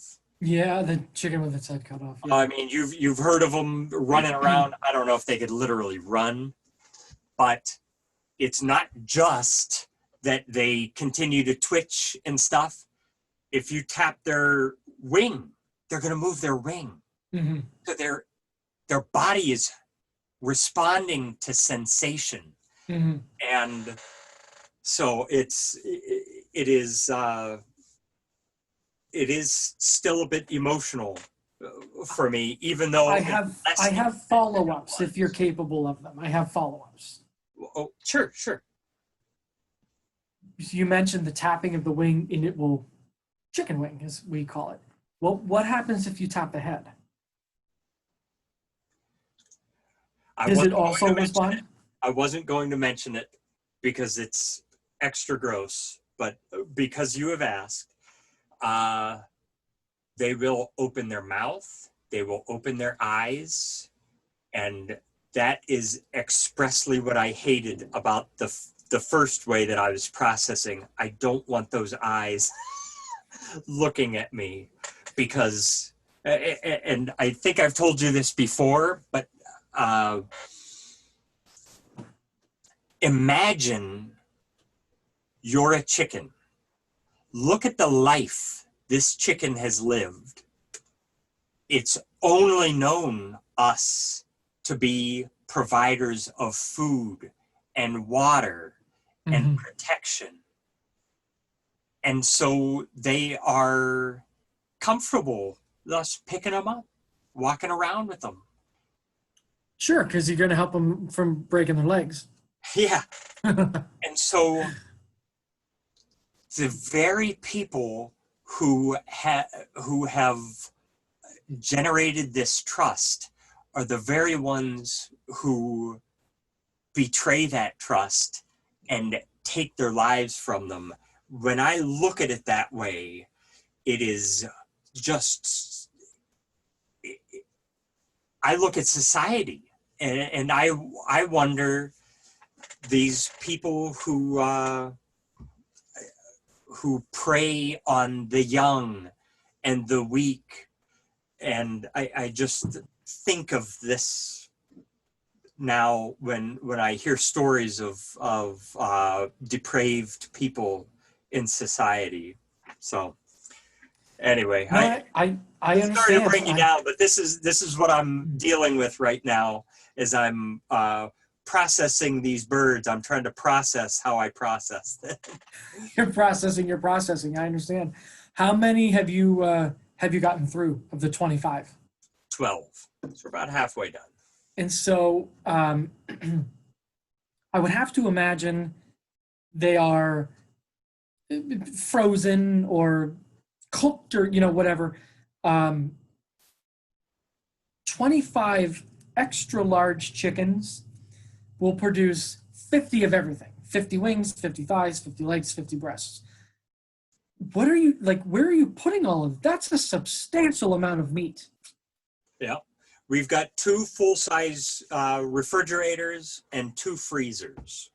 And so over the last few months, by the way, we've got 4 pigs. So even with all these chickens, we've got more space we're going to need. Yeah. Coming up in October. But yeah, that's where they're going. We've got freezer space. I think we are giving some of the meat away to people. But yeah, we've been preparing for the space for these birds over the past. I mean, that's 200 pieces of meat. That is 200? Sure, because it's 100 because it's 25 times 4. Still, that's 100 pieces of meat. So yeah. Wait a minute. My math was right the first time, because each one produces 2 of everything. So it's 200 pieces of meat. Each chicken, no, wait a minute. Wait, it's, I'm kidding. Each bird is going to give 2 of everything. So each bird, I can't believe I'm stumped on this, because I don't know why it's each bird. So one chicken is giving you 8 pieces of meat. So yeah, it's 200 pieces. Okay. That's a lot. Yes. And because we've got the pigs, we're able to, as we're processing, we have something to do with the parts that we're not interested in. You know, the organs and stuff, the things that are, you know, I don't know what Purdue does with them. They probably make dog food and stuff. But we've got the pigs. The pigs will eat everything, bone and all. So. Oh, really? I did not know works out that. really I did well. not know that. Yep, pigs will eat everything but teeth. Okay. So, and actually, I know that from a Because they're not kosher. Guy Ritchie movie, where they use this as a method to dispose of bodies, so that nobody can ever find them. The pig will eat them. Yep. Just But not they your say dental you got to records. remove the teeth to avoid digestive issues, and it also is a way of tracing the person. So, all right. So if the pig won't eat the teeth, and the teeth don't burn, if you were to commit a crime, what do you do with the teeth? I use a mortar and pistol. I mean, I imagine somebody could use a mortar and pistol. No, I don't think you could, because a tooth is stronger than marble. So you'd have to smash them with a hammer or something. So I imagine that would be how you do that. Not that I'm ever going to explore that route. I'm Yeah. happy that I have my own teeth still. So, I mean, not that I'm ever going to explore that route. But we don't have to go very far with this, but I just wanted to challenge something that you said earlier about we are to treat everybody exactly the same, and you specifically said male or female, and I want to discuss this a little bit because, you know, at least when we were growing up, chivalry was not dead. And, you know, it's just expected of you to open the door for a lady. Mm-hmm. And I was listening to a podcast from a 30-something last year, and they talked with disgust about a woman expecting a man to open a door for her or pay for a meal. And I thought that is interesting to me, because society has always, no, we didn't do it in a very good way. You know, for years, women couldn't vote and that kind of thing. But we have we've put women on a pedestal, that women didn't go to war, men went to war, and they protected the women, and that the woman was held in, you know, they were to be protected and honored. And, you know, when you open a door for them, it's because we are treating them better than we would treat ourselves. I would push you into the door, so you're right. Yeah. So that is the ideal. But today's, you know, I don't know if it's all millennials, but if the millennials are doing a little bit, I would expect the next generation. Who's after millennials? Generation Z? I don't know what their name is, but they're young still. They're still in their teens, I think. Yeah, so it's only going to go even further with them. But there is a difference between men and women. Oh, sure. And as soon as we stop acknowledging that, and we say men are exactly the same as women, why are we going to start complaining about all of the trophies in a trophy case at a high school that You know, why are all these records set by men? There's something going on here that, you know, if you ignore the biological fact that on average, men have more physical strength than women, on average.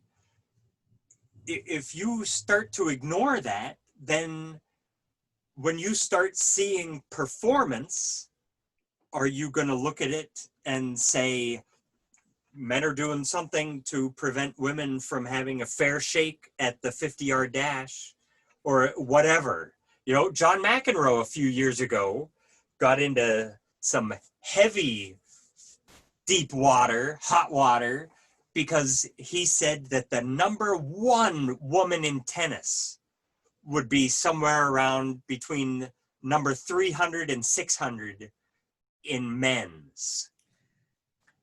But You raise an interesting question, and when I said treat everybody the same, I didn't mean to ignore the biological. You are correct. Physically, biologically, chromosomally, genetically, we are different. But when I said treat everybody the same, I mean I would have this. A woman would, like, I have this conversation with you because you're intelligent. I would try to have the same conversation with a woman because she's intelligent. And when I hold a door for somebody, I had to hold a door for somebody because I'm nice. But I hold the door for men also. So yes, they are different. I mean, without getting too forward, it's just our bodies, our organs. We are different. But when I say, I mean true respect. I mean same opportunities. I don't mean, and John McEnroe was talking about Serena Williams. Yeah. Serena Williams is a phenomenal tennis player, and she hits the ball because she is a bigger, stronger female. She might be 6 feet tall. So she's a bigger, stronger female. And she hits the ball phenomenally hard, by and large, which is probably why she's so good.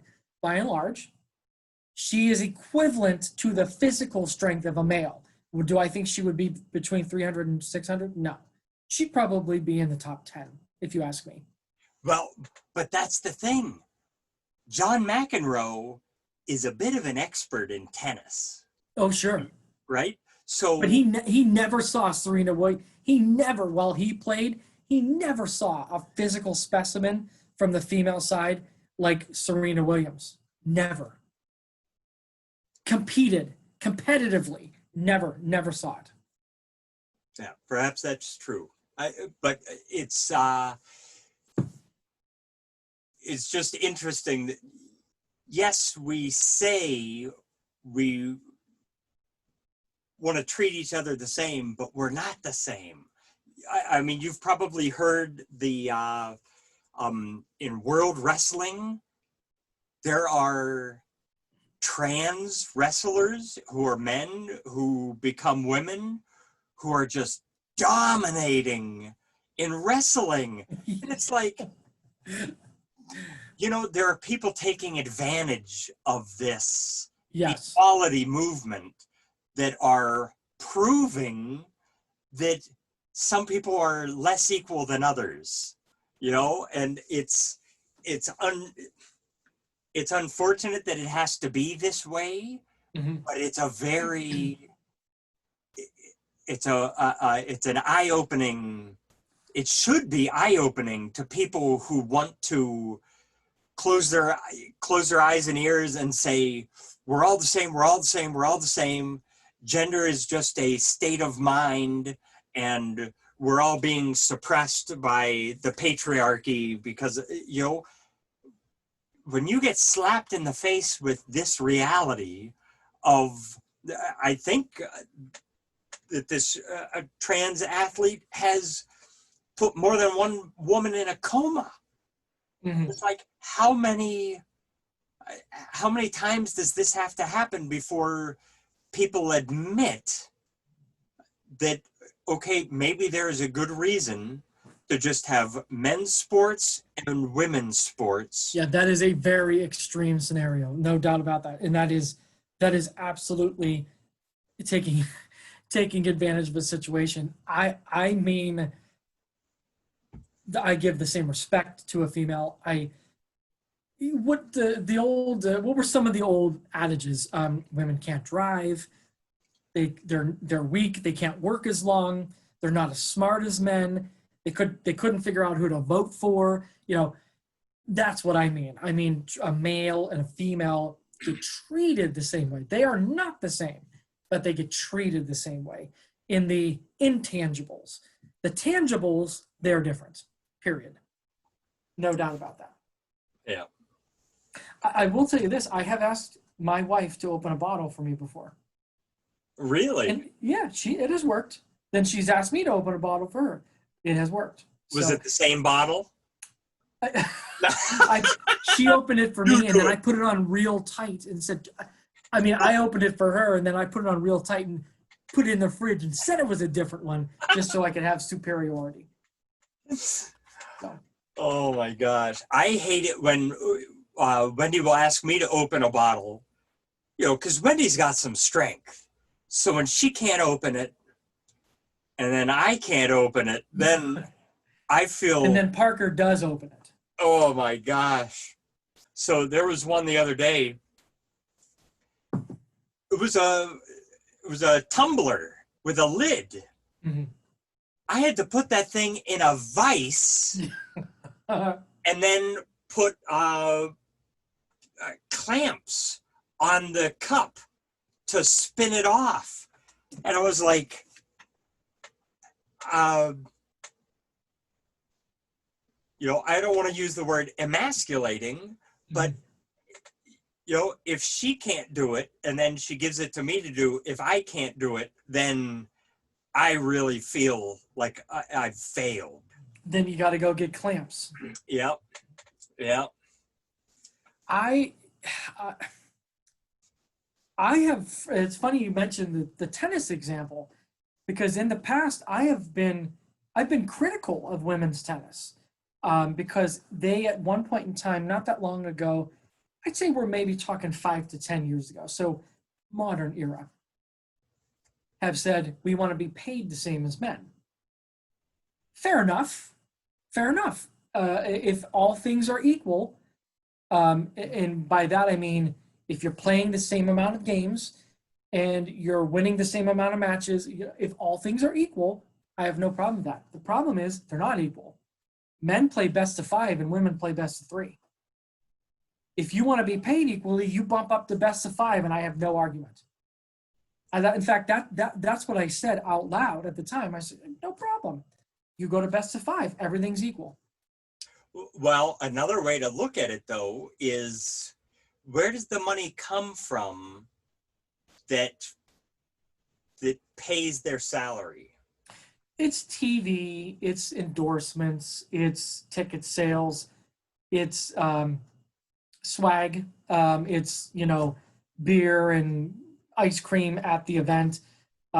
Tennis doesn't draw that a great rating in America, but it does in the rest of the world. So, Well, I know Futurama talked about women's basketball, about how they're great fundamentals. But I've always heard people just don't want to watch women's basketball. And the league tennis is different. Tennis is a worldwide followed sport, but just in America, looking at men's versus women's sports, I don't know how you can get paid the same if your games are bringing in different amounts of money from the ticket sales, from advertisers, and from media coverage. So it is possible, having some background in this industry, when the WTA, the no, world tennis is men. The W stands for world, not women. Women's tennis league. I can't remember its letter abbreviation at this point. It is possible when they said we want to be paid equally, they could have meant if the men's kitty is 60% of the revenue, then the women say we want our kitty to be 60% of the revenue.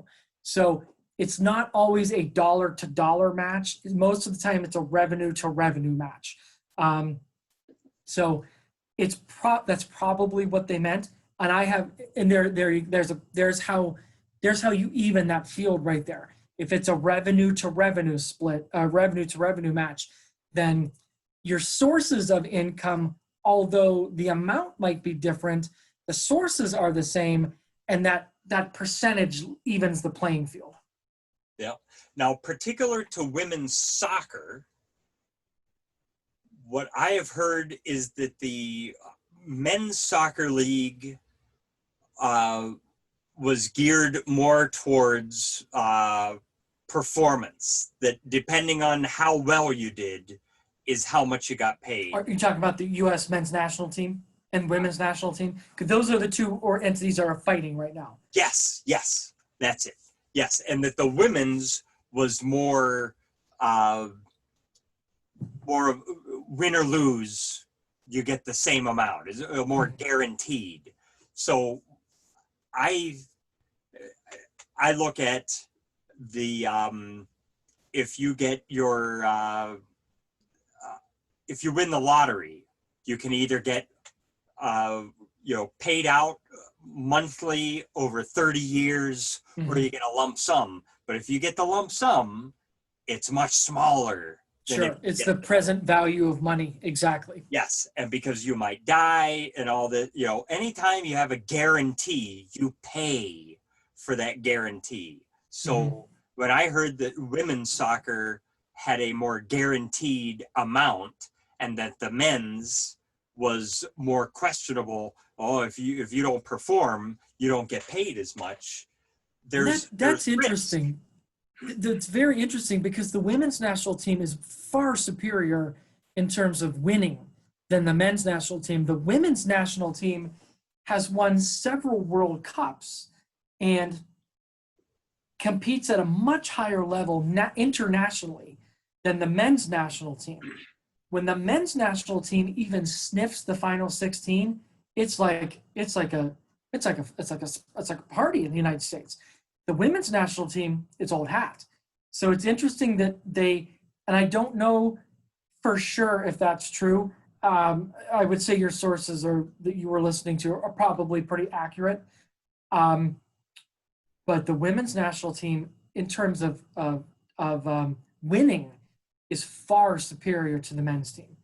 They dominate, well, that might be a strong word. They're far more successful in the international arena. I believe we have won World Cups. So, and that's the crown jewel of international soccer, the World Cup. Have you seen anything as far as ticket sales for one versus the other? So the women's national team, and this is speculation. I don't have a specific in front of me, and I will look it up because this is what I'm very interested in this. My guess would be, at least internationally, in America and the rest of the world, our women's national team, because they are so much better than the men's national team, I would say that in terms of ticket sales, they are the Michael Jordan of world international soccer. So they probably do get great endorsements, great ticket sales. The rest of the world has learned to dislike them because they're successful. That's typically what happens. The men's national team, I think, plays more on patriotism because we're not that good. We're not that good. But so I think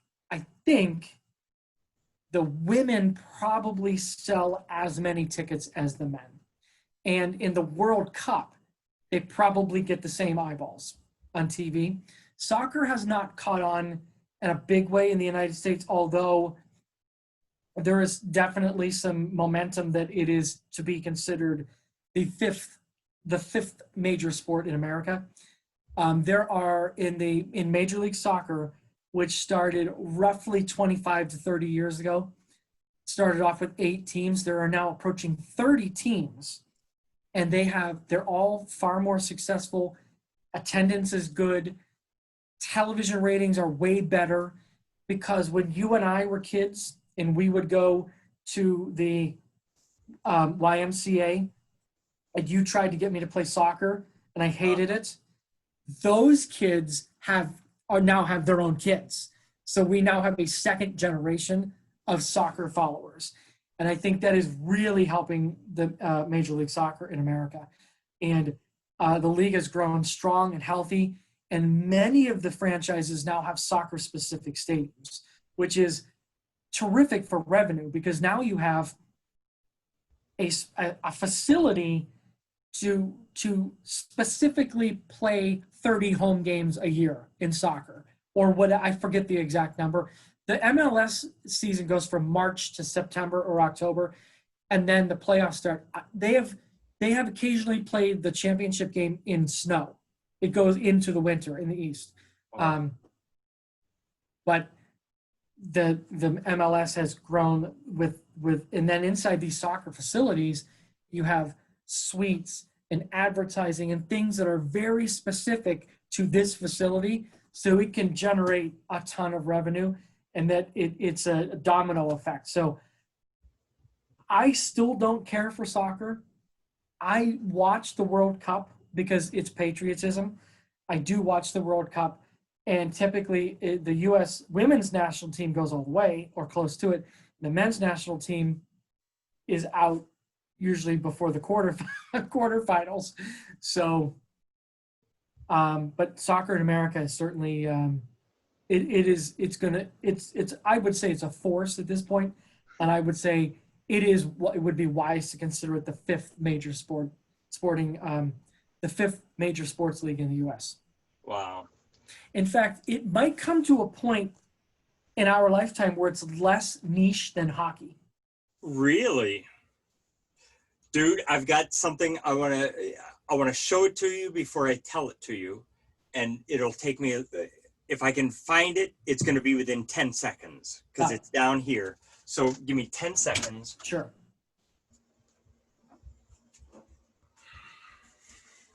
All right, hold on. Can you read that? The Pittsburgh Spirit. That was an indoor league. That was the major indoor soccer league, MISL. Dude, I went to this soccer game in the mid 80s in Pittsburgh. Is that ball orange? What's that? Is that ball orange? Yes. Okay, cool.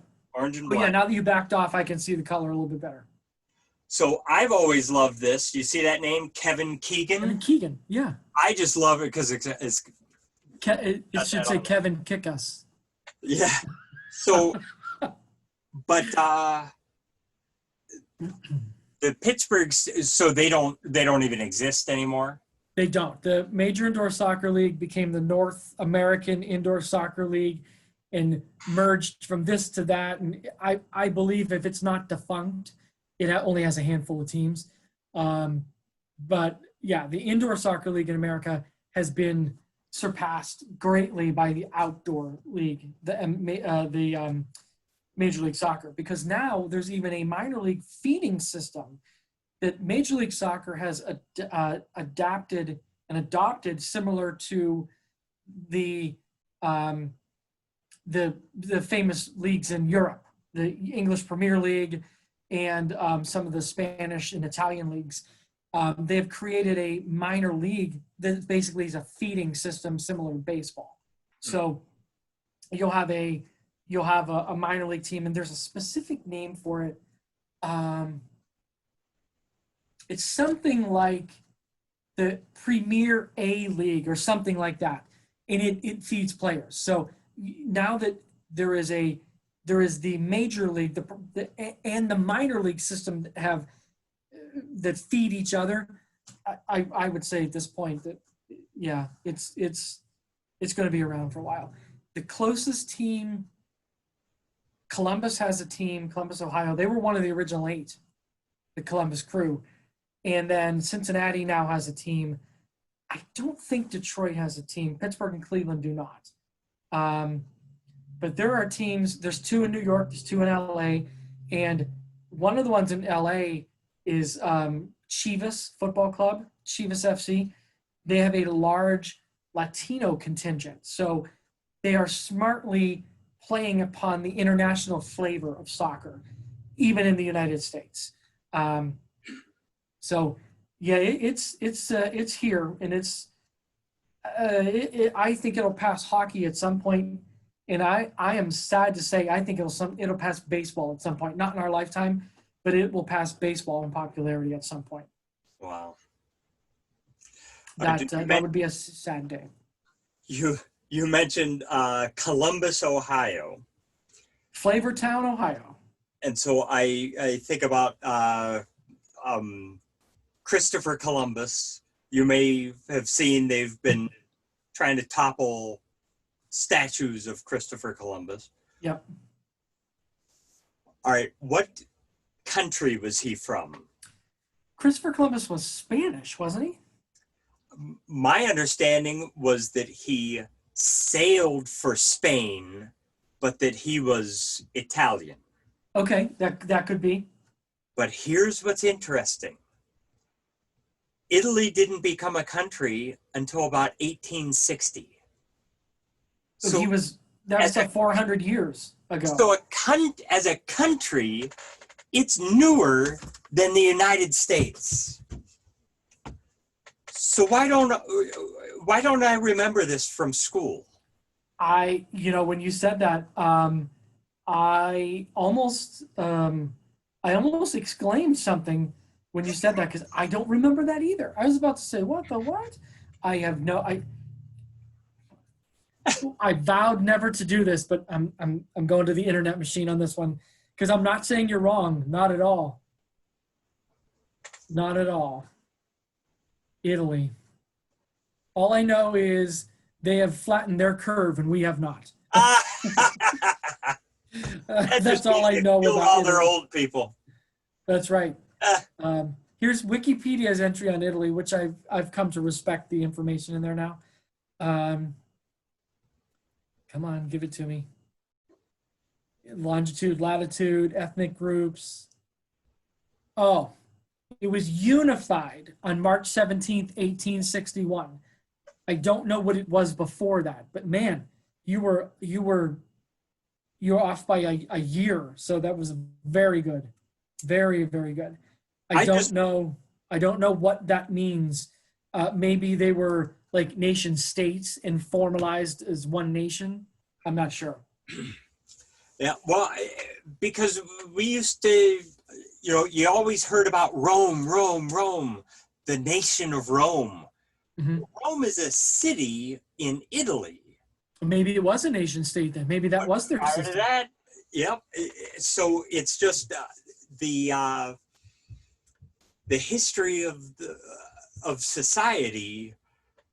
You kind of think, wow, if something like the country of Italy is that young, then maybe there's a whole lot more to the world history than we've been taught.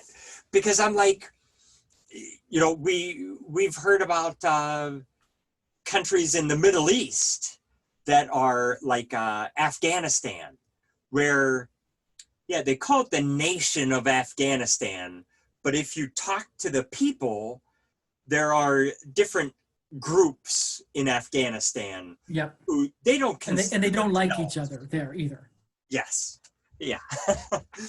So, Italy seems pretty unified now. Like, I don't know if people in Rome and people in Sicily feel that they are one country, but it's more unified than Afghanistan. Here's hoping. Yes. I've never heard anything about discord amongst the different the different areas of Italy. Yeah. Probably So because early on, you just got to choke a few people, and then yes, yes. After all this conversation, we go back on stereotypes. Yes, I'm kidding. I'm kidding. that's the jerky Um, boys. I know. I'm kidding. Uh, so Italy unified as a nation right when Abe was giving his speeches. Yeah. That's crazy. And I never would have imagined, because you think about Italy and you think about ancient civilization. You Mhm. think about the Roman temples and the The Vatican. the Vatican, all this stuff. Yeah, the Vatican was there for hundreds of years before the place around it became Italy. Mhm. It just blew my mind when I found I out. did not know that. I would have thought if somebody would have said to me, take a guess, I'll give you a nice round number, I would have said 1,000. Year 1,000 to become a country. Yep. And here's the crazy part. I was in Italy. We took our honeymoon there. And so we went to Rome, Sicily. We went through we didn't go in the Colosseum, but we went through, That's Greece, correct? you're right, Colosseum. But that's right beside it. I mean, But they're yeah, we were on a tour through the Mediterranean. So we yeah. went to That's Greece. that's like going from Pennsylvania to Indiana. I mean, Yeah. it's, Yeah. Yeah, but you don't. I guess the nation state. It's more of a. It's a modern creation. I guess is all. The society was Rome. The society was Greece. Mhm. Or yeah. So you call it what you want, Athens. But the heart of it was the whole of it back in the day. Now it's one part of a larger area that we call Italy. But I mean, think about it. If they had not unified as a nation, we wouldn't be able to call it the boot. that's right. Das And Boot. I was seeing that because of coronavirus and humanity doing a better job of staying at home in Italy than they are in the United States, that the waters in the gondolas and canals of Florence are so clear, you can actually see jellyfish swimming in them. Really? Oh my gosh. That would be interesting. The side effect to the nature side effect to the coronavirus is wonderful. It really is. And that I'm not saying, sure, this fall more deer are going to get killed on the road. I mean, I don't. I mean, that's not wonderful. But what's happening? The smog has cleared in Los Angeles, and in Beijing, the air is better, and there's more wildlife, and birds are everywhere, and jellyfish are in the canals in Florence. The the side effect of coronavirus on nature is by and large very positive. Very positive. Except for the first time in recorded history, and this is not a side effect of coronavirus, but for the first time in recorded history, a temperature of 100 degrees Fahrenheit was recorded north of the Arctic Circle. Wow. It was in Siberia. It was last week, so it was 101 degrees or something like that. Of course, they measured in Celsius, but it converted to 101 degrees. Yeah. Yeah, so I haven't seen anything on this, but if society basically stood still for a couple of months, you'd think that there would be something measurable in the effect of global warming. that it would have made some kind of a blip in it. So I don't know if it would be measurable just yet, but it probably would be measurable in some form soon. I think my phrase I've always used is Mother Nature has a way of balancing the scales. So maybe not currently, but maybe we'll have a cooler than normal fall, or a cold, like an old school, like our childhood type winters, which we certainly did not have here last year. We had a warm, wet winter here. Yeah. So we only shoveled measurable snow a few times. I mean, we only shoveled, like I couldn't get the blower out and just blow it off things. We only had to shovel a handful of times. So I would say 5 maybe, that's nothing. That's nothing. So maybe as we move forward, we might see it, but I don't know. Yeah, well, they can measure the air quality, and the air quality in many large cities is much better. So, yeah. Well, I expect people to be continue to be putting less miles on their cars for a couple of reasons. One is more companies are seeing the value in telecommuting, and people are no longer going to movies. People see more value in buying online. So people who were previously insistent on, I want to go to the store, I want to hold the product in my hand, whether it be clothes or whatever, they have now been forced to try online purchasing, and they're seeing, okay, even if it's something that turns out to be no good, I can return it, and I don't have to leave my house. It comes to me. So I think these are things that are going to have lasting effects on the travel in the United States. But I'll tell you, the last 2 weeks, the traffic around my area, it's like back to normal. On weekends, it's congested where I try to go. It's kind of sad because I actually enjoyed the freedom on the roads there during the major part of the lockdown. It was interesting to see. I have certainly noticed an increase of traffic here as well.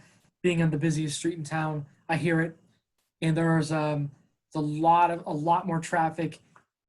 Again, relative to large cities, it's nothing, but compared to itself, there's been a definite increase in traffic. Now, that could be because it's summertime.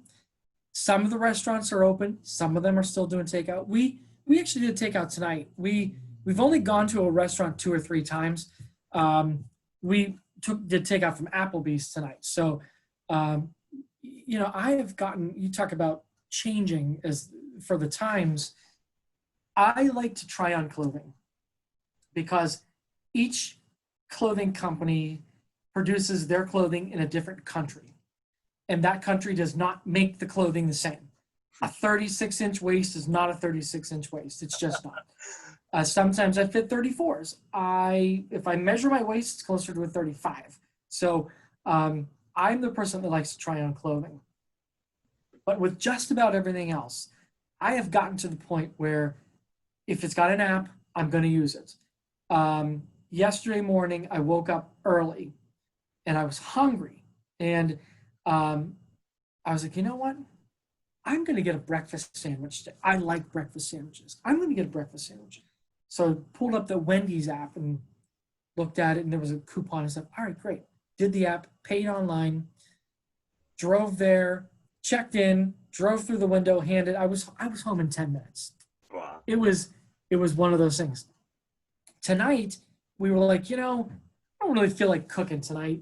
Why don't we do something? We've gone just about anytime we've done anything, it's been local, all the local places. So we had a gift card from Applebee's. Like, you know what? Let's use it. We got online. They have an order online, pick up curbside, lock it in, pay with the gift card. Showed up, check in, food arrives. It is that simple. So I have adapted, and I know that a lot of other people have. And I had a little bit of a technology bug in me, anyways, but I have adapted. So I'm sure a lot of people have adapted. I know that my company has also adapted because in the past they have rejected work from home telecommute. Now that everybody's working from home and it's going smoothly and they can quantify productivity and they can quantify maybe giving up a lease on a building, Oh my goodness. they're starting to say, you know what? I think we like this. So you're right. I think a lot of companies are coming to that, are recognizing that the workforce can telecommute and still be very successful. Yeah. Wendy and I went to a restaurant for the first time on Friday. It's our 16th wedding anniversary. Oh, nice. So we went there, and Wendy makes all the meals. So we've had quick, just pop something frozen in the microwave and then the oven, that kind of thing. But for her to just say, I want this, wait a few minutes, and then be able to eat real food. Yes. She took 2 bites and she was just like in heaven. It was really nice for her to be able to have real food and not have to work for it. Somebody else, I was just going to say somebody else worked for it. Somebody else served it. Yeah. What did she have? She had beef tips in some kind of burgundy sauce. Yes, and it had garlic and mushrooms, and she picked out all the mushrooms, which I would have done too, but I just wouldn't have picked something that had mushrooms that you couldn't order exclusionary. And what did you get? I had ribs. Nice. So I ate half there and brought the other half home, ate them today, enjoyed those. That's something we have gotten very good at reusing and repurposing food. And the air fryer, I want to commend the air frying industry because they have made life easy on repurposing food. My biggest complaint against bringing food home, I strongly prefer to be at the restaurant. I want to drink their drink. I want to eat their food. I want somebody to wait on me, and I want to laugh and have a good time. But obviously during the shutdown, I've had to adapt, and I have done so. But we've gotten very good at reusing and repurposing food. Last Friday, we went to the Hermitage Hot Dog Hut and Family Restaurant. Yes, it's a long name. They had 2 dozen wings, a large fry, and a 32-ounce drink for $22. Sounds like a good idea. We'll do that. So wait, how many wings? 2 dozen. Wow. Well, it's 2 baker's dozen actually, so it's 26. Wow. So that's to feed 2 people. Yeah, it actually fed us twice. So it actually fed 4 people, 2 people twice. We place the order. It'll be about 70 minutes. Okay. In that 70 minutes, my sugar dropped and I got tired and I fell asleep. So I wake back up, we go to get the food, and we sit down and I eat 7 wings and about half the fries. Stacy eats 7 wings and about half of her fries. So that means we have 6 and 6. We have a dozen wings left and about maybe a third of the fries. She ate half of what she took. I ate half of what I took. There was still a few left over. So one of them was Cajun ranch, which was phenomenal. And the other one was medium garlic ranch, like we get at Red Dog. We always get garlic. We always get medium garlic, and we ask them to throw the ranch on it, just like at Red Dog. And they were also good, and they were big and they were meaty, but they weren't well done. So they were a little soft. The skin was a little soft. Well, we eat the wings. We have 6 of each left. we had been at Aldi and we bought potato latkes. Every once in a while, you run into something really unique there. There were 8 this size potato pancakes, and they were pretty good. So we take out the wings. I take the 6 wings out of the one. I take the 6 wings out of the other. She puts the first 6 in the air fryer, gets them nice and crispy, sets them aside, covers them, puts them in the oven at 170 degrees. She does the same thing to the other 6. So now they're crispy. They're crispy and they're well done in the air fryer. In the meantime, I took an old Bob Evans container from takeout. It has a locking lid. I put the sauce that was left over in the container, put the corresponding 6 wings in there, and shook them like you would see at Quaker Steak and Lube. Oh, yeah. Yep. Put them back in the oven. Did the same thing to the other 6, back into the oven. In the meantime, while they were in the oven, we cooked the potato latkes in the air fryer. We cooked the leftover French fries in the air fryer. Because I had latkes, I got as applesauce. I mean, I'm German. So latkes and applesauce is a great combination. So phenomenal. The wings probably were better because they were crispy. We have gotten good at that. We repurpose food. We reuse leftovers. If there's a sandwich left over, I take the bread off. I put the bread in the toaster. I cook the meat in the air fryer, in the oven, normally in the microwave on 30% power, so it doesn't turn into rubber. Mm-hmm. And I had a breakfast sandwich, same thing. It was grilled chicken and an egg. And the bread was an English muffin. Chick-fil-A serves that. So put the English muffin back in the toaster, cooked the grilled chicken, 30% power, cooked the egg, 30% power, put it back together. It was like it was brand new. Wow. Yeah, we don't have it, still don't have an air fryer, but we do have a convection oven. It's a small, very similar. Yeah, similar idea. And it breathes new life into leftovers, but it really does. I just typically don't want to deal with it. And I'll admit it, when I ate the remaining ribs, I thought about putting it in there and getting them done right. Mm-hmm. But in the end, I put them in the microwave for 2 minutes on power level 3. And I was like, oh my gosh, I can't believe I'm doing this to ribs. But well, we just got a grill. So we've started cooking on it. And we were at Aldi recently and they have already cooked a nice big rack of ribs, $8. Wow. So I was like, you know what? I could do some damage on the grill with those for sure. So yeah. Cool. It's a phenomenal machine, and if you have just the slightest bit of patience, it's well worth it. Very rewarding. Yeah. Very rewarding. All right. Well, now I'm hungry.